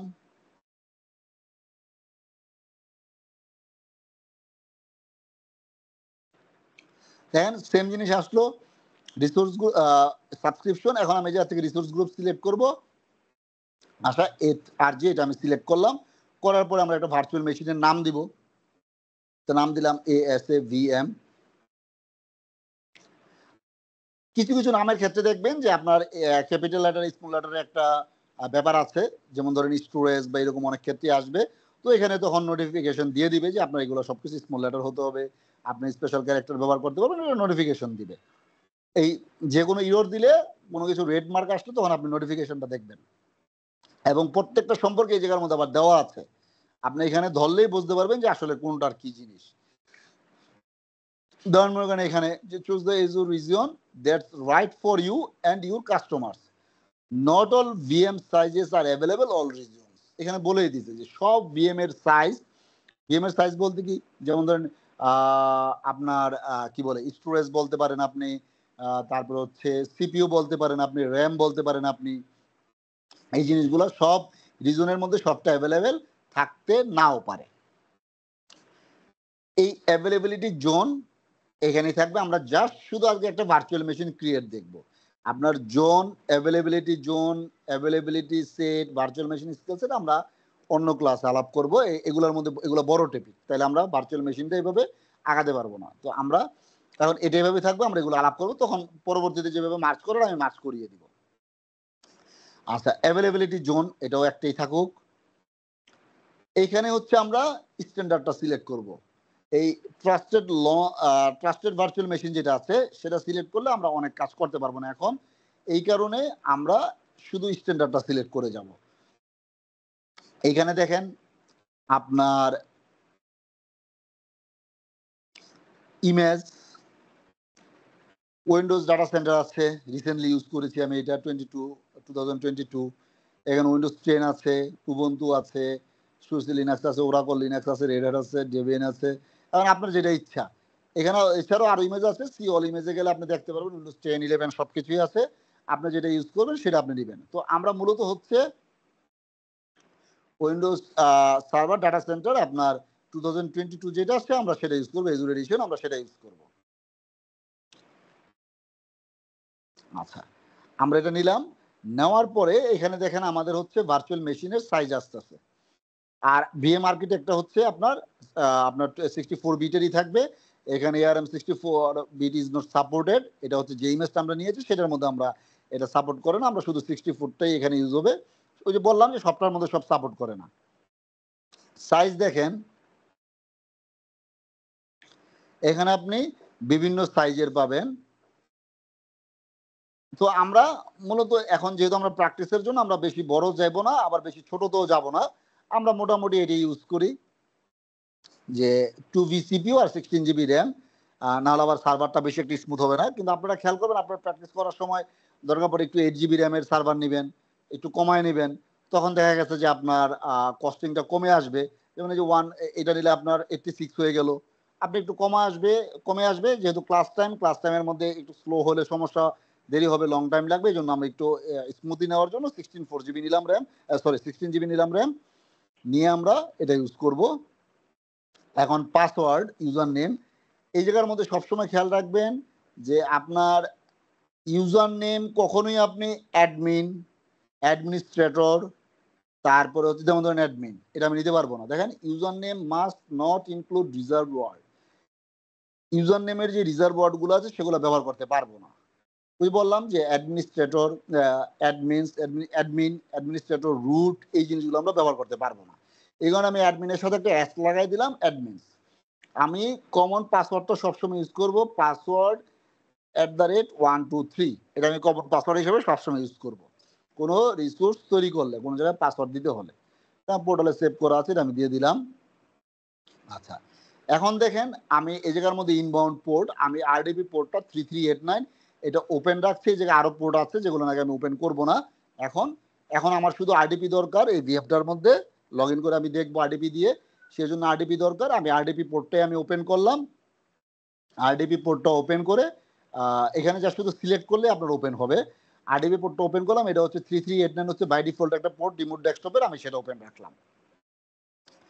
এখানে হচ্ছে save up to 49% with the license you already own using Azure hybrid benefit. এখানে আপনার যদি আপনার কাছে যদি Microsoft Windows data centre 2022 license থাকে তাহলে আপনি 49% আপনি বেনিফিট পাবেন, সেভ পাবেন। আপনার ধরেন $160, আপনি সাপোজ 50% নিয়ে গেলাম, ধরেন আপনি এটাকে $80 আপনার চলে আসবে যদি আপনার এক্সিস্টিং লাইসেন্স আপনি ইউজ করেন, যার শুধু এই জায়গার মধ্যে এক্সিস্টিং দিবেন এবং এই জায়গার মধ্যে কনফার্ম করবেন আপনি। তো আমরা এক্সিস্টিংটা আমাদের কাছে নাই, আমরা এজুরেরটাই ব্যবহার করব, এই জন্য আমরা এই টিক চিহ্নটা দিলাম না। দিলে আমাদের খরচ কমে আসবে। এখানে যদি আমরা দেই এই জায়গার মধ্যে এই যে দেখেন $91 চলে আসছে, ঠিক আছে। তো আমরা এটা ইউজ করবো না, আমরা এটা ওরটা ইউজ করবো যেহেতু আমাদের কাছে নাই। এখন নেক্সট ডিস্ক। এখানে ডিস্ক হচ্ছে বাই ডিফল্ট আমাদের ওএস এর জন্য একটা ডিস্ক আছে আপনার 127 GB। এছাড়া যদি আমি চাই যে আরো বাড়িয়ে নিব সেটা আমি বাড়ায় নিতে পারি, তো আমরা বাড়িয়ে নিব না, আমরা আপাতত 127 GB ইউজ করবো, কারণ আমরা বেশি বড়তে যাব না। কস্টিং এর একটা ব্যাপার আছে। আর দ্বিতীয় হচ্ছে যে আমি প্রিমিয়ামটাই ব্যবহার করতেছি। এই যে আমাদের প্রিমিয়াম এসএসডি আছে, প্রিমিয়াম এসএসডি আছে, স্ট্যান্ডার্ড এসএসডি আছে, স্ট্যান্ডার্ড এইচডিডি আছে। হ্যাঁ, আপনি এখন যেটা ইউজ করতেছেন, তবে আমি প্রিমিয়াম এসএসডি ইউজ করবো এখন, যেন একটু স্মুথ হয়, দ্রুত চলে। আচ্ছা, আর যা আছে এজ ইট ইজ, এই জায়গার মধ্যে আমি ডাটা কোনো রিস্ক নিব না, এটা আমরা পরবর্তীতে দেখবো, ডিস্কের পার্টে আমরা দেখবো এই জিনিসটা। নেক্সট, আপনাদের যতটুকু দেখাচ্ছি ততটুকু দিয়ে আপনার আগে ভিএম এর কাজটা কমপ্লিট করবেন। এখন দেখেন এই জায়গার মধ্যে ভার্চুয়াল নেটওয়ার্ক, আশা ভিনেট, আশা ভিনেট 2, আমার এই রিসোর্স গ্রুপের মধ্যে কোন ভিনেট আছে সেই দুইটা দেখাচ্ছে। আচ্ছা, আমি এটি নিলাম। তারপর হচ্ছে এখানে সাবনেট, আপনি কোন সাবনেটটা নেবেন, ঠিক আছে, আমি সাবনেট নিলাম। তারপরে হচ্ছে আমার এখানে একটা পাবলিক আইপি তৈরি হয়ে যাচ্ছে অটোমেটিক, আমি চাইলে এখান থেকে তৈরি করতে পারি আবার নতুন করে। এটা আমার দেখাচ্ছে না এখানে পাবলিক আইপিটাকে, এটা পরে দেখাবে, আমার যখন তৈরি হয়ে যাবে তখন দেখাবে। তখন এটা আমি পাবলিক আইপিটা বাই ডিফল্ট এটা যেটা তৈরি হচ্ছে সেটাই দিচ্ছি। দেখেন নিক নেটওয়ার্ক সিকিউরিটি গ্রুপ, ওই যেটা বললাম যে এনএসজি নেটওয়ার্ক সিকিউরিটি গ্রুপ, এখানে নেটওয়ার্ক সিকিউরিটি গ্রুপ এটা হচ্ছে আপনার একটা হচ্ছে নান, আমি কোনো নেটওয়ার্ক সিকিউরিটি গ্রুপ নিব না, একটা হচ্ছে বেসিক, একটা হচ্ছে অ্যাডভান্স। আমি বেসিকটা নিব। বেসিক আর অ্যাডভান্সের মধ্যে পার্থক্য হচ্ছে আমি অ্যাডভান্স যদি নেই একই জিনিস, আমি একটা অ্যাডভান্স নিলাম এখানে আর একটা নেটওয়ার্ক সিকিউরিটি গ্রুপ তৈরি করতে পারবো, আর অথবা আমার যদি পুরাতন কোনো নেটওয়ার্ক সিকিউরিটি গ্রুপ তৈরি করা থাকে আমি সেটা ব্যবহার করতে পারবো এই জায়গায়। আচ্ছা, এখন আমি ওইটাতে যাচ্ছি না, আমি জাস্ট শুধু বেসিকটা নিচ্ছি। পুরাতন সিকিউরিটি গ্রুপ নেওয়ার বেনিফিটটা কি? ওই যে আমরা একটা জিনিস তৈরি করলাম, যে আমরা রিসোর্স গ্রুপ তৈরি করলাম, রিসোর্স গ্রুপের মধ্যে আমি আগে তৈরি করে রেখে আমি পরে রিসোর্সগুলো ওটার মধ্যে দেখাই দিলাম যে এই রিসোর্স গ্রুপের মধ্যে, এই রিসোর্স গ্রুপের মধ্যে, এবং রিসোর্স গ্রুপের মধ্যে আমি একটা রুলস অ্যাপ্লাই করলাম যেটা নাকি লকের রুলসটা, যে ওটাকে আমি ডিলিটের রুলস দিলাম, কোনো কিছুই আমি এই রিসোর্স গ্রুপ থেকে ডিলিট করতে পারবো না। তো এনএসজি তো সেম ওই রকম, যে আমি একটা কমন এনএসজি বানায় রাখবো, সেটা হতে পারে সেই এনএসজির মধ্যে আমি পোর্ট অ্যালাউ করে রাখবো, ডিনাই করে রাখবো। ওই এনএসজিটা আপনি এই জায়গার মধ্যে আমি অ্যাডভান্স নিয়ে আমি ওখান থেকে সিলেক্ট করে দিব, একটা এনএসজি আমি বারবার ব্যবহার করব, কারণ ওটার মধ্যে আমার রুল সেট করা আছে। আবার এরকম হইতে পারে যে না, আমি একটা এনএসজি বারবার ব্যবহার করব না, সেটা আমি এখান থেকে বারবার তৈরি করব। এটা বেস্ট প্র্যাকটিস না। বেস্ট প্র্যাকটিস হচ্ছে আপনি এনএসজি বানায় রাখবেন, বানিয়ে রেখে আপনি সেটাকে ব্যবহার করবেন অ্যাডভান্স থেকে। আপনি আপনার মতন পোর্টটাকে ডিজাইন করে নেবেন, কোন পোর্ট আপনি আপনার পোর্টালের মধ্যে সার্ভার বা নেটওয়ার্কের জন্য অ্যালাউ করবেন, কোন পোর্ট আপনি ডিনাই করবেন, সেটা আপনি আগেই তৈরি করে রাখবেন, সেটা আপনি আগে তৈরি করে রেখে তারপর আপনি এখানে অ্যাডভান্স থেকে দিবেন। তো আমরা এখন যেহেতু আমাদের স্টার্টিং ক্লাস, আমরা এই কারণে অত ডিপে যাচ্ছি না, আমরা হচ্ছে একটা নেটওয়ার্ক তৈরি করলাম, ভার্চুয়াল নেটওয়ার্ক তৈরি করলাম, রিসোর্স গ্রুপ তৈরি করলাম, এখন আমরা একটা পিসি তৈরি করব, জাস্ট আমরা দেখবো যে এনভায়রনমেন্টটাতে আমরা অভ্যস্ত হব, তারপর আমরা এনএসজির মধ্যে কিভাবে কি ব্যবহার করবো না করবো ওগুলোতে আমরা আস্তে আস্তে আরো বড় দিকে যাব। আচ্ছা, তারপরে হচ্ছে এখানে delete public IP address and NIC when VM is deleted, yes দিয়ে দিব, যে এটা আমরা তৈরি করার সময় প্র্যাকটিসের সময় যেহেতু তৈরি করছি, বা আমরা যে কোনো সময় তৈরি করছি আমরা দিয়ে দেবো যে হ্যাঁ আমরা পাবলিক অ্যাড্রেস সব এগুলো আমরা ডিলিট করে দিব, নাহলে এটা তৈরি হয়ে থেকে যাবে এবং এটার জন্য টাকা কাটতে থাকবে। লোড ব্যালেন্সার, টোড ব্যালেন্সার এগুলো আমরা দেখবো, এগুলো এখন আমরা লোড ব্যালেন্সারে যাচ্ছি না। লোড ব্যালেন্সার তৈরি করতে হলে আপনার অবশ্যই দুইটা ভার্চুয়াল মেশিন লাগবে, আপনার এখানে মানে আপনার পোর্ট ফরওয়ার্ডিং লাগবে, অনেক কিছু ব্যাপার আছে এই জায়গার মধ্যে। তো আমরা এই কারণে লোড ব্যালেন্সার বা অন্য কিছু আমরা যাবো না, আমরা যা শুধু যে বলতেছি বারবার যে আমরা একটা ভিএম তৈরি করে দেখছি, এটা আমাদের হাতে করি, তো এটাতে আমরা যাচ্ছি। ম্যানেজমেন্টের মধ্যে আমাদের এখন কোনো কিছুই করার নাই, আমরা ডিফেন্ডার বলেন বা অন্য কোনো কিছু বলেন, যেমন এই যে log in with Microsoft Android, এই পিসিটা মাইক্রোসফট অ্যান্ড্রয়েড দিয়ে লগ ইন করা যাবে, এটা কি এনাবেল অটো শাটডাউন হয়ে যাবে কিনা, অটোমেটিক ব্যাকআপ হবে কিনা, সাইট রিকভারি হবে কিনা, মানে রিডান্ডেন্সির জন্য যে আপনার কোনো কারণে ডিজাস্টার হয়ে গেলে এটা রিকভারি হবে কিনা, এগুলো সবগুলোই বড় বড় এক একটা টপিক, এগুলো সবগুলো নিয়ে ক্লাস হবে। এই জন্য আমরা যেমন ওটাতে যাচ্ছি না, আমরা ম্যানেজমেন্ট অ্যাজ ইট ইজ রেখে দিচ্ছি। মনিটরিং পার্টটাও এখানে অ্যাজ ইট ইজই থাকবে, এগুলো সব কিছুই আছে, আমরা জাস্ট শুধু ভিএমটা তৈরি করে নিই। তাহলে আমরা কাজ করলাম হচ্ছে বেসিক, ডিস্ক এবং নেটওয়ার্কিং এর মধ্যে কিছু পার্টে, আর আমরা চলে যাবো একবারে রিভিউ এন্ড ক্রিয়েটে, আর আমরা কোনো কিছুতে এখানে হাত দিব না। আপনাদের প্রথমে ট্যাগে যাবেন, ট্যাগ দিতে পারেন আপনি, দিয়ে তারপর আমরা রিভিউ এন্ড ক্রিয়েটে যাব। তো এই জিনিসগুলোর মধ্যে আমাদের কোনো গ্যাপে কোনো সমস্যা আসবে না। এগুলো আমরা যখন নাকি ডে বাই ডে আমরা আরো ইনক্রিজ করবো, আমরা আগাবো, তখন আমরা এই জিনিসগুলো আরো দেখতে পারবো। এখন দেখেন এই জায়গার মধ্যে আমার পার আওয়ার দেখাচ্ছে 21 সেন্ট আমার পার আওয়ার খরচ হবে, ঠিক আছে। আচ্ছা, এখন এখানে দেখাচ্ছে আমার ভ্যালিডেশন পাস হয়েছে, পাস করেছে। এখন আমি ক্রিয়েটই দিব। এই ক্রিয়েটটা দেওয়ার পরে আমার ভার্চুয়াল নেটওয়ার্ক বা রিসোর্স গ্রুপ যত দ্রুত তৈরি হয়েছে তার থেকে একটু বেশি সময় নেবে, এবং এই পেজটা থাকা অবস্থায় আপনি হোমে যাবেন না। সাবমিটিং ডিপ্লয়মেন্ট, এটা যখন ডিপ্লয়মেন্টটা সাবমিট হয়ে যাবে, এই যে ডিপ্লয়মেন্ট ইন প্রোগ্রেস, এখন আপনি গেলে আপনি যদি হোমে যান তখন এটা ডিপ্লয় হতেই থাকবে। কিন্তু যদি আপনি এই পেজ আসার আগে যদি আপনি অন্য পেজে চলে যান তাহলে আপনার এটা বন্ধ হয়ে যাবে ডিপ্লয় হওয়াটা। এই জন্য সবসময় জিনিসটা খেয়াল রাখবেন যে এটার মধ্যে থাকবেন। তো এটা তৈরি হতে একটু সময়, মানে একটু বলতে হচ্ছে তাও 5 মিনিট 10 মিনিট না, অল্প একটুর মধ্যে হয়ে যাবে, কিন্তু রিসোর্স গ্রুপ বা ভিনেটের থেকে একটু সময়টা বেশি লাগবে। তো এটা তৈরি হোক, যদি কারো কোনো প্রশ্ন থাকে বলতে পারেন। জহুরুল ভাই আসতে পারলো না তো।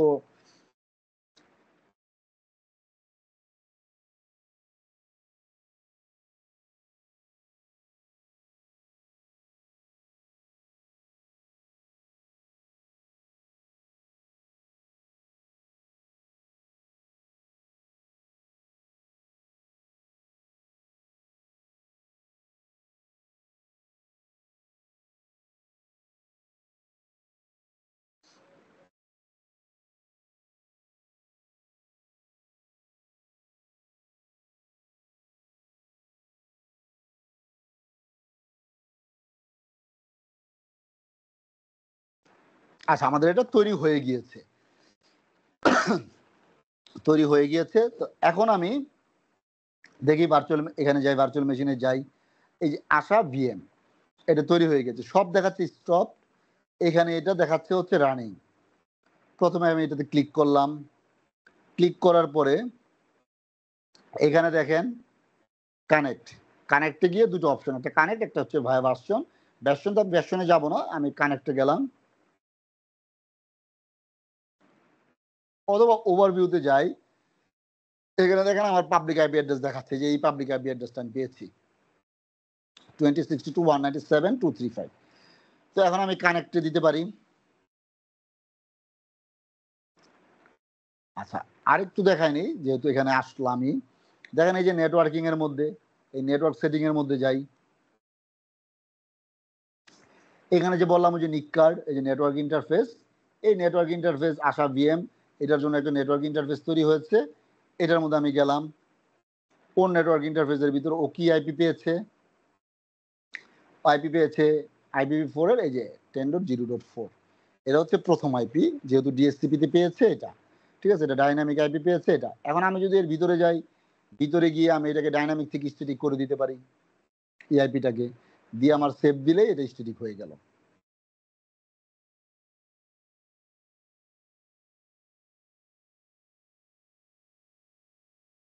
এটা আমার স্ট্যাটিক হয়ে গেল, ঠিক আছে। আচ্ছা, তো এই জায়গার মধ্যে তো ডাইনামিক আর স্ট্যাটিক এই দুটার মধ্যে তো কোনো কনফিউশন আছে? নাই। আচ্ছা, ডায়নামিকটা হচ্ছে মূলত যে আপনার ডিএসসিপি থেকে যে আইপিটা পায়, আর স্ট্যাটিকটা হচ্ছে যে আমি ফিক্সড করে দিলাম যে এই পিসির জন্য এই আইপিটাই থাকবে এখন। আচ্ছা, তো এই জায়গার মধ্যে থেকে আমরা দেখতে পারি। তো এখন আমরা ভিএমটাতে লগ ইন করি, ভিএমটাতে লগ ইন করার পরে একটা আমরা ডিফারেন্ট একটা জিনিস দেখতে পারবো। নর্মালি আমরা আমাদের ভার্চুয়াল, আমাদের যদি আমরা অফিসে যেই সার্ভারগুলো ইউজ করি বা ভার্চুয়াল মেশিনগুলো ইউজ করি, সেগুলোর মধ্যে এই জিনিসটা নাই। তো এখান থেকে আমরা ডাউনলোড আরডিবি ফাইলটা আমরা নামায় নিতে পারি, অথবা মনে করেন আপনি ডিরেক্ট আপনার আইডিপি করতেও পারেন, এটা আপনার ইচ্ছা। আপনি ডিরেক্ট আপনি রিমোট ডেস্কটপ ওপেন করে সেখান থেকে আপনি আরডিপি করতে পারেন। তো আমরা এটাকে পাসওয়ার্ড দিলাম,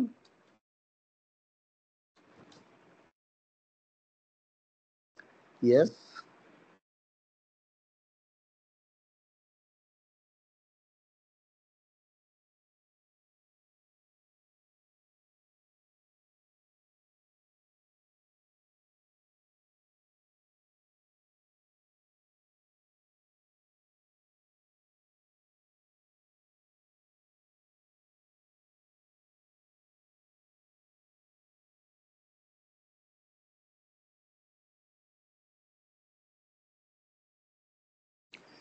ভার্চুয়াল মেশিনটা ওপেন হচ্ছে।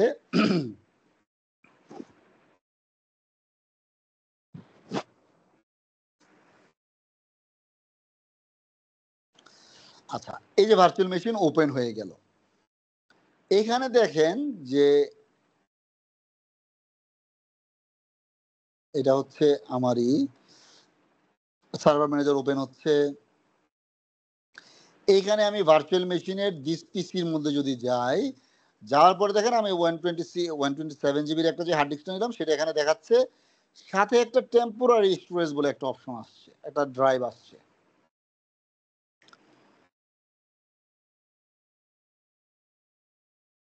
আমার সার্ভার ম্যানেজার ওপেন হচ্ছে, ওপেন হোক। এইখানে আমার টেম্পোরারি স্টোরেজ বলে একটা স্টোরেজ আসছে। আচ্ছা, তো এই টেম্পোরারি স্টোরেজটা হচ্ছে মূলত আপনার ইউজ করার জন্য না, আপনার আমার ইউজ করার জন্য না। এটা হচ্ছে আপনার যদি আপনার, আমি যেমন 16 জিবি র্যাম নিলাম, যদি কোনো সময় কোনো কারণে আমার র্যামের শর্টেজ হয় তখন এই টেম্পোরারি স্টোরেজ থেকে শেয়ার হবে র্যামটা, এটা হচ্ছে একটা বড় কারণ। আচ্ছা, এছাড়া টেম্পোরারি স্টোরেজের লিমিটেশন আছে। লিমিটেশনটা কি? ধরেন এখানে যে state of the virtual machine, যে ওএস ডিস্ক হচ্ছে আপনি, আমরা 127 জিবি নিলাম, এটা manage disk, design for high availability. Unmanage disk হলে সেটা স্টোরেজের জন্য না, সেটা আপনি ডাটা ডিস্কের জন্য ইউজ করতে পারেন, কিন্তু মাইক্রোসফট রিকমেন্ড করে আপনি ম্যানেজ ডিস্ক ইউজ করেন, সেটার জন্য সেটার মধ্যে হাই অ্যাভেলেবিলিটি আছে ম্যানেজ ডিস্কের মধ্যে, আনম্যানেজ ডিস্কের মধ্যে হাই অ্যাভেলেবিলিটি নাই। এই জন্য মাইক্রোসফট রিকমেন্ড করে সবসময় আপনার ম্যানেজ ডিস্ক ইউজ করার জন্য। আচ্ছা, এখন দেখেন যে temporary disk size varies depending on the instance size. আপনার ইনস্ট্যান্সের যে সাইজ আছে, ইনস্ট্যান্স বলতে হচ্ছে ভার্চুয়াল মেশিন, যেটা যে সার্ভারের আমরা যে নিলাম 2 ভিসিপিও 16 জিবি র্যাম, এই সাইজগুলোর পোর্শনেট অনুযায়ী প্রপোর্শনালি আপনার মাইক্রোসফট থেকে আপনাকে ভার্চুয়াল মেশিন টেম্পোরারি ডিস্কের একটা সাইজ দিয়ে দিবে, সেই সাইজটা আপনার ইউজ করতে হবে।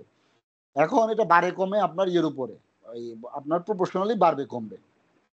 এখন data on the temporary disk is lost during a maintenance event. Data is lost when you deploy the VM. আপনি যদি টেম্পোরারি ডিস্কের ভিতরে কোনো ডাটা রাখেন এবং মাইক্রোসফট যদি কোনো মেনটেনেন্স চালায়, সেই ক্ষেত্রে আপনার ভার্চুয়াল মেশিনের টেম্পোরারি ডিস্কের যে ডাটা আছে সেগুলো লস্ট হয়ে যাবে, হারিয়ে যাবে, সেই ডাটা আপনি পাবেন না। যদি কোনো কারণে রিডিপ্লয় বলে একটা অপশন আছে ভার্চুয়াল মেশিনটার, যে ভার্চুয়াল মেশিন কোনো প্রবলেম হলে রিডিপ্লয় করা যায়, সেটা আমরা দেখবো। ওই রিডিপ্লয়ের সময়ও ভার্চুয়াল মেশিনের ডাটা নষ্ট হয়ে যাবে। যদি আপনি ভার্চুয়াল মেশিনকে স্টপ করেন, সেই ক্ষেত্রেও ভার্চুয়াল মেশিনের ডাটা আপনার ভার্চুয়াল মেশিনের ডাটা না, সরি, টেম্পোরারি স্টোরেজের ডাটা আপনার নষ্ট হয়ে যাবে, থাকবে না। তাহলে কি কি বললাম? মাইক্রোসফটের মেনটেন্যান্সের সময় নষ্ট হবে, রিডিপ্লয় যদি আমরা এটার মধ্যে কোনো প্রকারের কোনো রিডিপ্লয় চালাই, কোনো মেনটেন্যান্স কাজ চালাই, সেক্ষেত্রে নষ্ট হবে। যদি আমরা ভার্চুয়াল মেশিনটাকে স্টপ করি, সেক্ষেত্রেও টেম্পোরারি স্টোরেজের ডাটা নষ্ট হয়ে যাবে। তাহলে এত ঝামেলার জন্য আমরা টেম্পোরারি স্টোরেজে আসলে ডাটা রাখবই না, ঠিক আছে? আচ্ছা, এখন এটা আমরা একটু প্র্যাকটিক্যালি দেখি। এখানে ওরা দিয়েও দিছে ডাটা লস ওয়ার্নিং। আমরা এই প্র্যাকটিক্যালটা দেখে আজকে আমাদের এটা শেষ করবো। তো আমি এখানে একটা টেস্ট ফাইল বানালাম, টেস্ট, এটার ভিতরে রাখলাম টেস্ট, লিখে সেভ করলাম। সেভ করে এই ভার্চুয়াল মেশিনটাকে আমি শাটডাউন করব, শাটডাউন করলাম। Sorry sorry sorry sorry,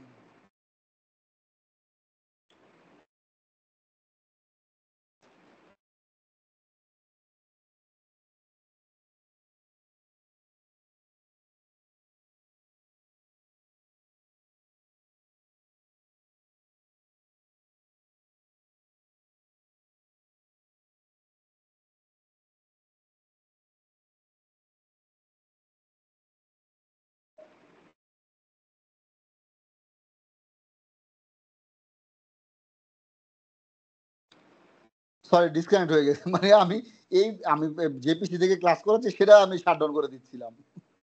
sorry, extremely sorry.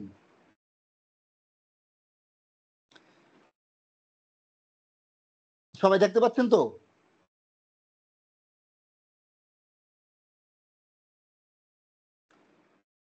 Hello. জি ভাইয়া দেখতে পাচ্ছি। আচ্ছা ঠিক জি আছে। বস দেখতে পাচ্ছেন? জি ভাইয়া। জি জি জি ঠিক আছে। আচ্ছা তো আমি পোর্টালটা ওপেন করি। আমি এই আমার পিসি শাটডাউন করে দিচ্ছিলাম।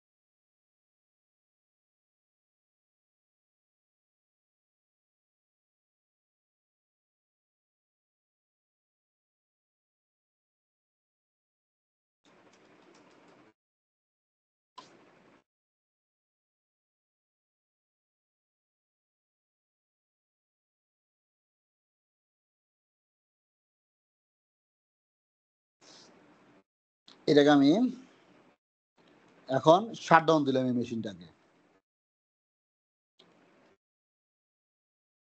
আচ্ছা প্লান্ট শাটডাউন দিলাম, এখন শাটডাউন হচ্ছে।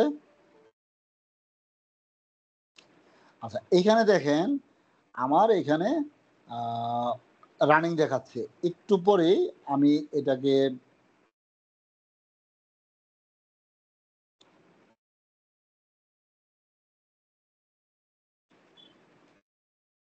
রিফ্রেশ দেই। দেখেন এখানে লেখাটা খেয়াল করবেন, স্টপড এই লেখাটা আসছে। আচ্ছা এখন আমি স্টার্ট করলাম।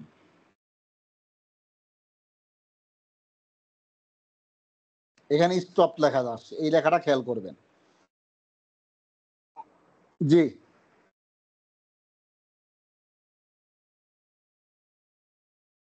কিছু বলবেন কেউ? আচ্ছা তো আমি এই মেশিনটাতে আমার এখন এখানে দেখেন, এখন এখানে এটা আবার রানিং হয়েছে স্টপের জায়গায়, স্টপের জায়গায়। এখন আমি এটাকে লগ ইন করছি।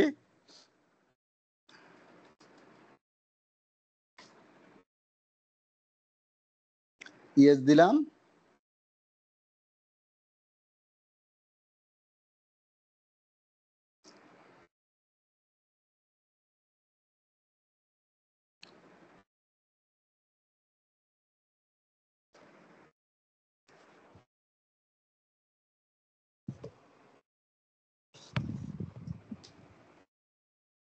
এটা ওপেন হচ্ছে।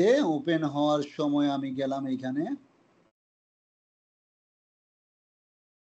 দিস পিসিতে গেলাম, আমার টেম্পোরারি স্টোরেজ দেখাচ্ছে। এখন আমি এটার ভিতরে গেলাম, দেখেন আমার এই টেস্টের এই ফাইলটা আছে এবং সহি সালামতে আছে এবং এটার ভিতরে আমি যে লেখাটা দিয়েছিলাম সেটাও আছে। তো কথা হচ্ছে যে এটা বন্ধ স্টপ করলে এটা চলে যাওয়ার কথা, কিন্তু যায়নি। এখন আমরা এখান থেকে বের হয়ে গেলাম, এই ভার্চুয়াল মেশিনটা থেকে আমরা বের হয়ে গেলাম রিমোট ডেস্কটপ থেকে। ডিসকানেক্ট করলাম, ডিসকানেক্ট করে দেখেন এইখানে এটা হচ্ছে রানিং। তখন দেখা যাচ্ছে স্টপ যখন আমি ভিতর থেকে শাটডাউন করেছি। এখন এই ভার্চুয়াল মেশিনের পোর্টালের মধ্যে একটা অপশন আছে, সেটা হচ্ছে যে স্টপ। তো আমি এটাকে স্টপ দিচ্ছি, দিয়ে ইয়েস দিলাম। এই যে আমি এটা পোর্টাল থেকে করলাম, হ্যাঁ পোর্টাল থেকে করলাম। এখন এটা স্টপ হচ্ছে, দেখেন কি হয়। রিফ্রেশ দিলাম, এখন দেখাচ্ছে ডিএলোকেটিং।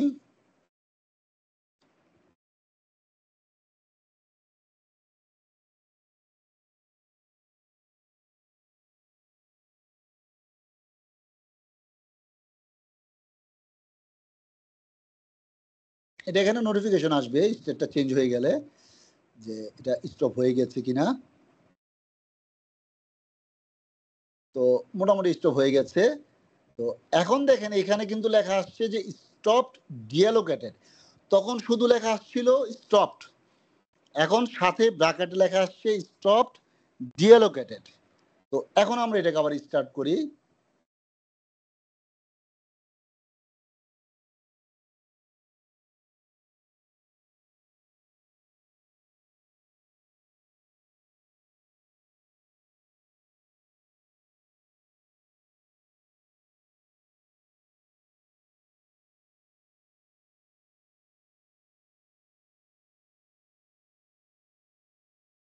আচ্ছা, ভার্চুয়াল মেশিনটা এখন স্টার্ট হয়ে গিয়েছে।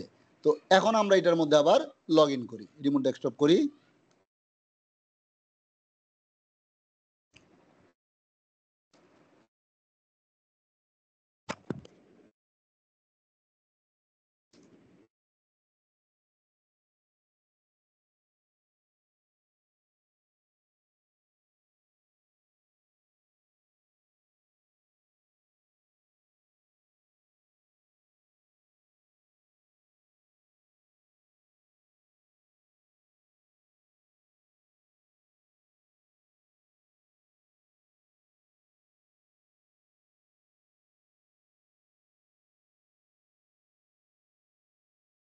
আচ্ছা, আমার ভার্চুয়াল মেশিন ওপেন হয়েছে। এখন আমি এখানে গেলাম,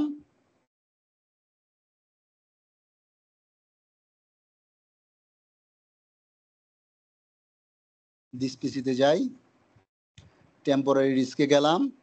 এখন দেখেন ওই ফাইলটা নাই। তাহলে জিনিসটা হচ্ছে কি যে আমরা যখন নাকি নর্মালি আমরা পিসি থেকে শাটডাউন দিব তখন ওই ফাইলটা থেকে যাবে, কিন্তু যখন নাকি আমি পোর্টাল থেকে স্টপ করব তখন এখানে আমার লেখা আসবে স্টপড ডিঅ্যালোকেটেড। এই যে আমার এই মেশিনগুলোর মধ্যে যেমন এরকম লেখা আসছে স্টপ ডিঅ্যালোকেটেড সবগুলাতে, তখন আমার আর আমি ওই টেম্পোরারি স্টোরেজের ফাইলটা পাবো না। ক্লিয়ার এই জিনিসটা?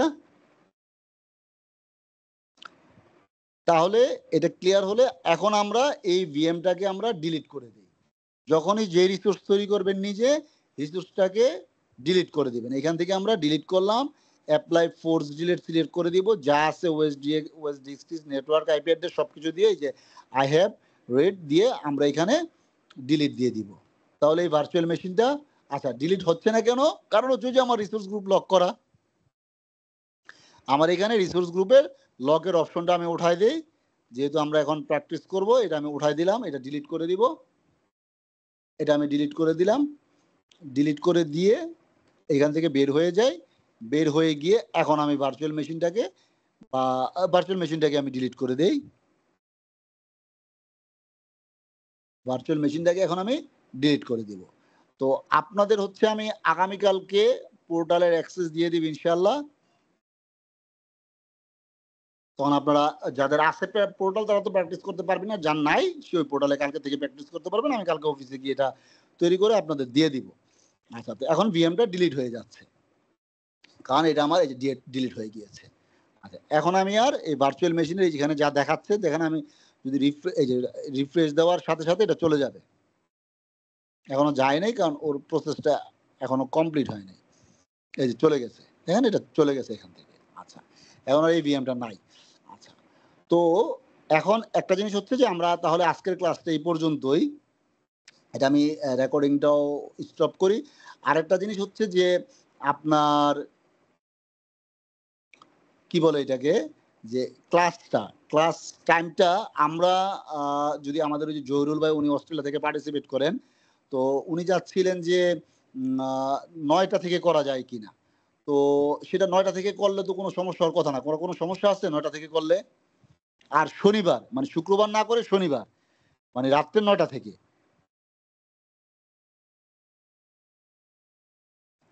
একটু আওয়াজ দিবেন। হ্যাঁ ভাইয়া করতে পারেন। আর শনিবার মানে তো শনিবার মানে তো আমার রবিবার, রাইট? না না না না না, আপনার এখন কি বার? আপনার আজকে কি বার? মঙ্গলবার না? টিউসডে সকাল না? মঙ্গলবার। তাহলে আপনার হচ্ছে আমার এখানে শনিবার রাত্র মানে হচ্ছে আপনার শনিবার সকাল। আর শনিবার সকাল, হ্যাঁ, সো আমার জন্য বেটার। বেটার। ঠিক আছে, তাহলে কোনো সমস্যা নেই, আমরা তাহলে ওইভাবে করতে পারি। ঠিক আছে, আমরা শনি আর মঙ্গলবার রাত্রে 9টা বাজে ক্লাসটা করবো এখন থেকে, সামনে থেকে আর কি। ঠিক আছে, আচ্ছা, এই আমার একটু এরকম ভাই, এই জি এটা তো আমরা করতেছিল এজেড কোনটা 104, রাইট? 104, জি এটা হলো আমরা টোটাল করবো সলিউশন আর্কিটেক্ট পর্যন্ত, রাইট? জি জি আমাদের আলটিমেট গোল হচ্ছে লাস্ট পর্যন্ত, মানে আমরা সলিউশন আর্কিটেক্ট। এখন সলিউশন আর্কিটেক্ট করতে গেলে কিন্তু আপনার এগুলা জানা থাকতে হবে। তো এটা মানে একটা পার্টি সলিউশন আর্কিটেক্টের ধরতে পারেন, এই যে হ্যাঁ হ্যাঁ ভাই, 104টা হচ্ছে একটা পার্টি। That's okay. আমি ফান্ডামেন্টাল জাস্ট জানতে চাচ্ছি দেখেন তো এটা আপনার কত আগে। দিনের কোর্স? টোটালটা হ্যাঁ হ্যাঁ, হ্যাঁ, টোটালটা ধরেন 3 মান্থ অথবা 3 মান্থের থেকে আপনার দুই ধরেন, মনে করেন আপনার 2টা ক্লাস, মানে অ্যাপ্রক্সিমেট আপনি 30টা ক্লাস ধরে রাখতে পারেন। ওকে। কেন আমি যেটা মানে একটু এস্টিমেট করতে যাচ্ছি, মানে আপনার এজেড 104 শেষ হয়ে গেলে আমরা আপনি কোশ্চেনের ডাম করে এক্সামের জন্য একটা ডেট নেওয়া, এটা কি হ্যাঁ আমরা? হ্যাঁ হ্যাঁ, সেটা আমি বলবো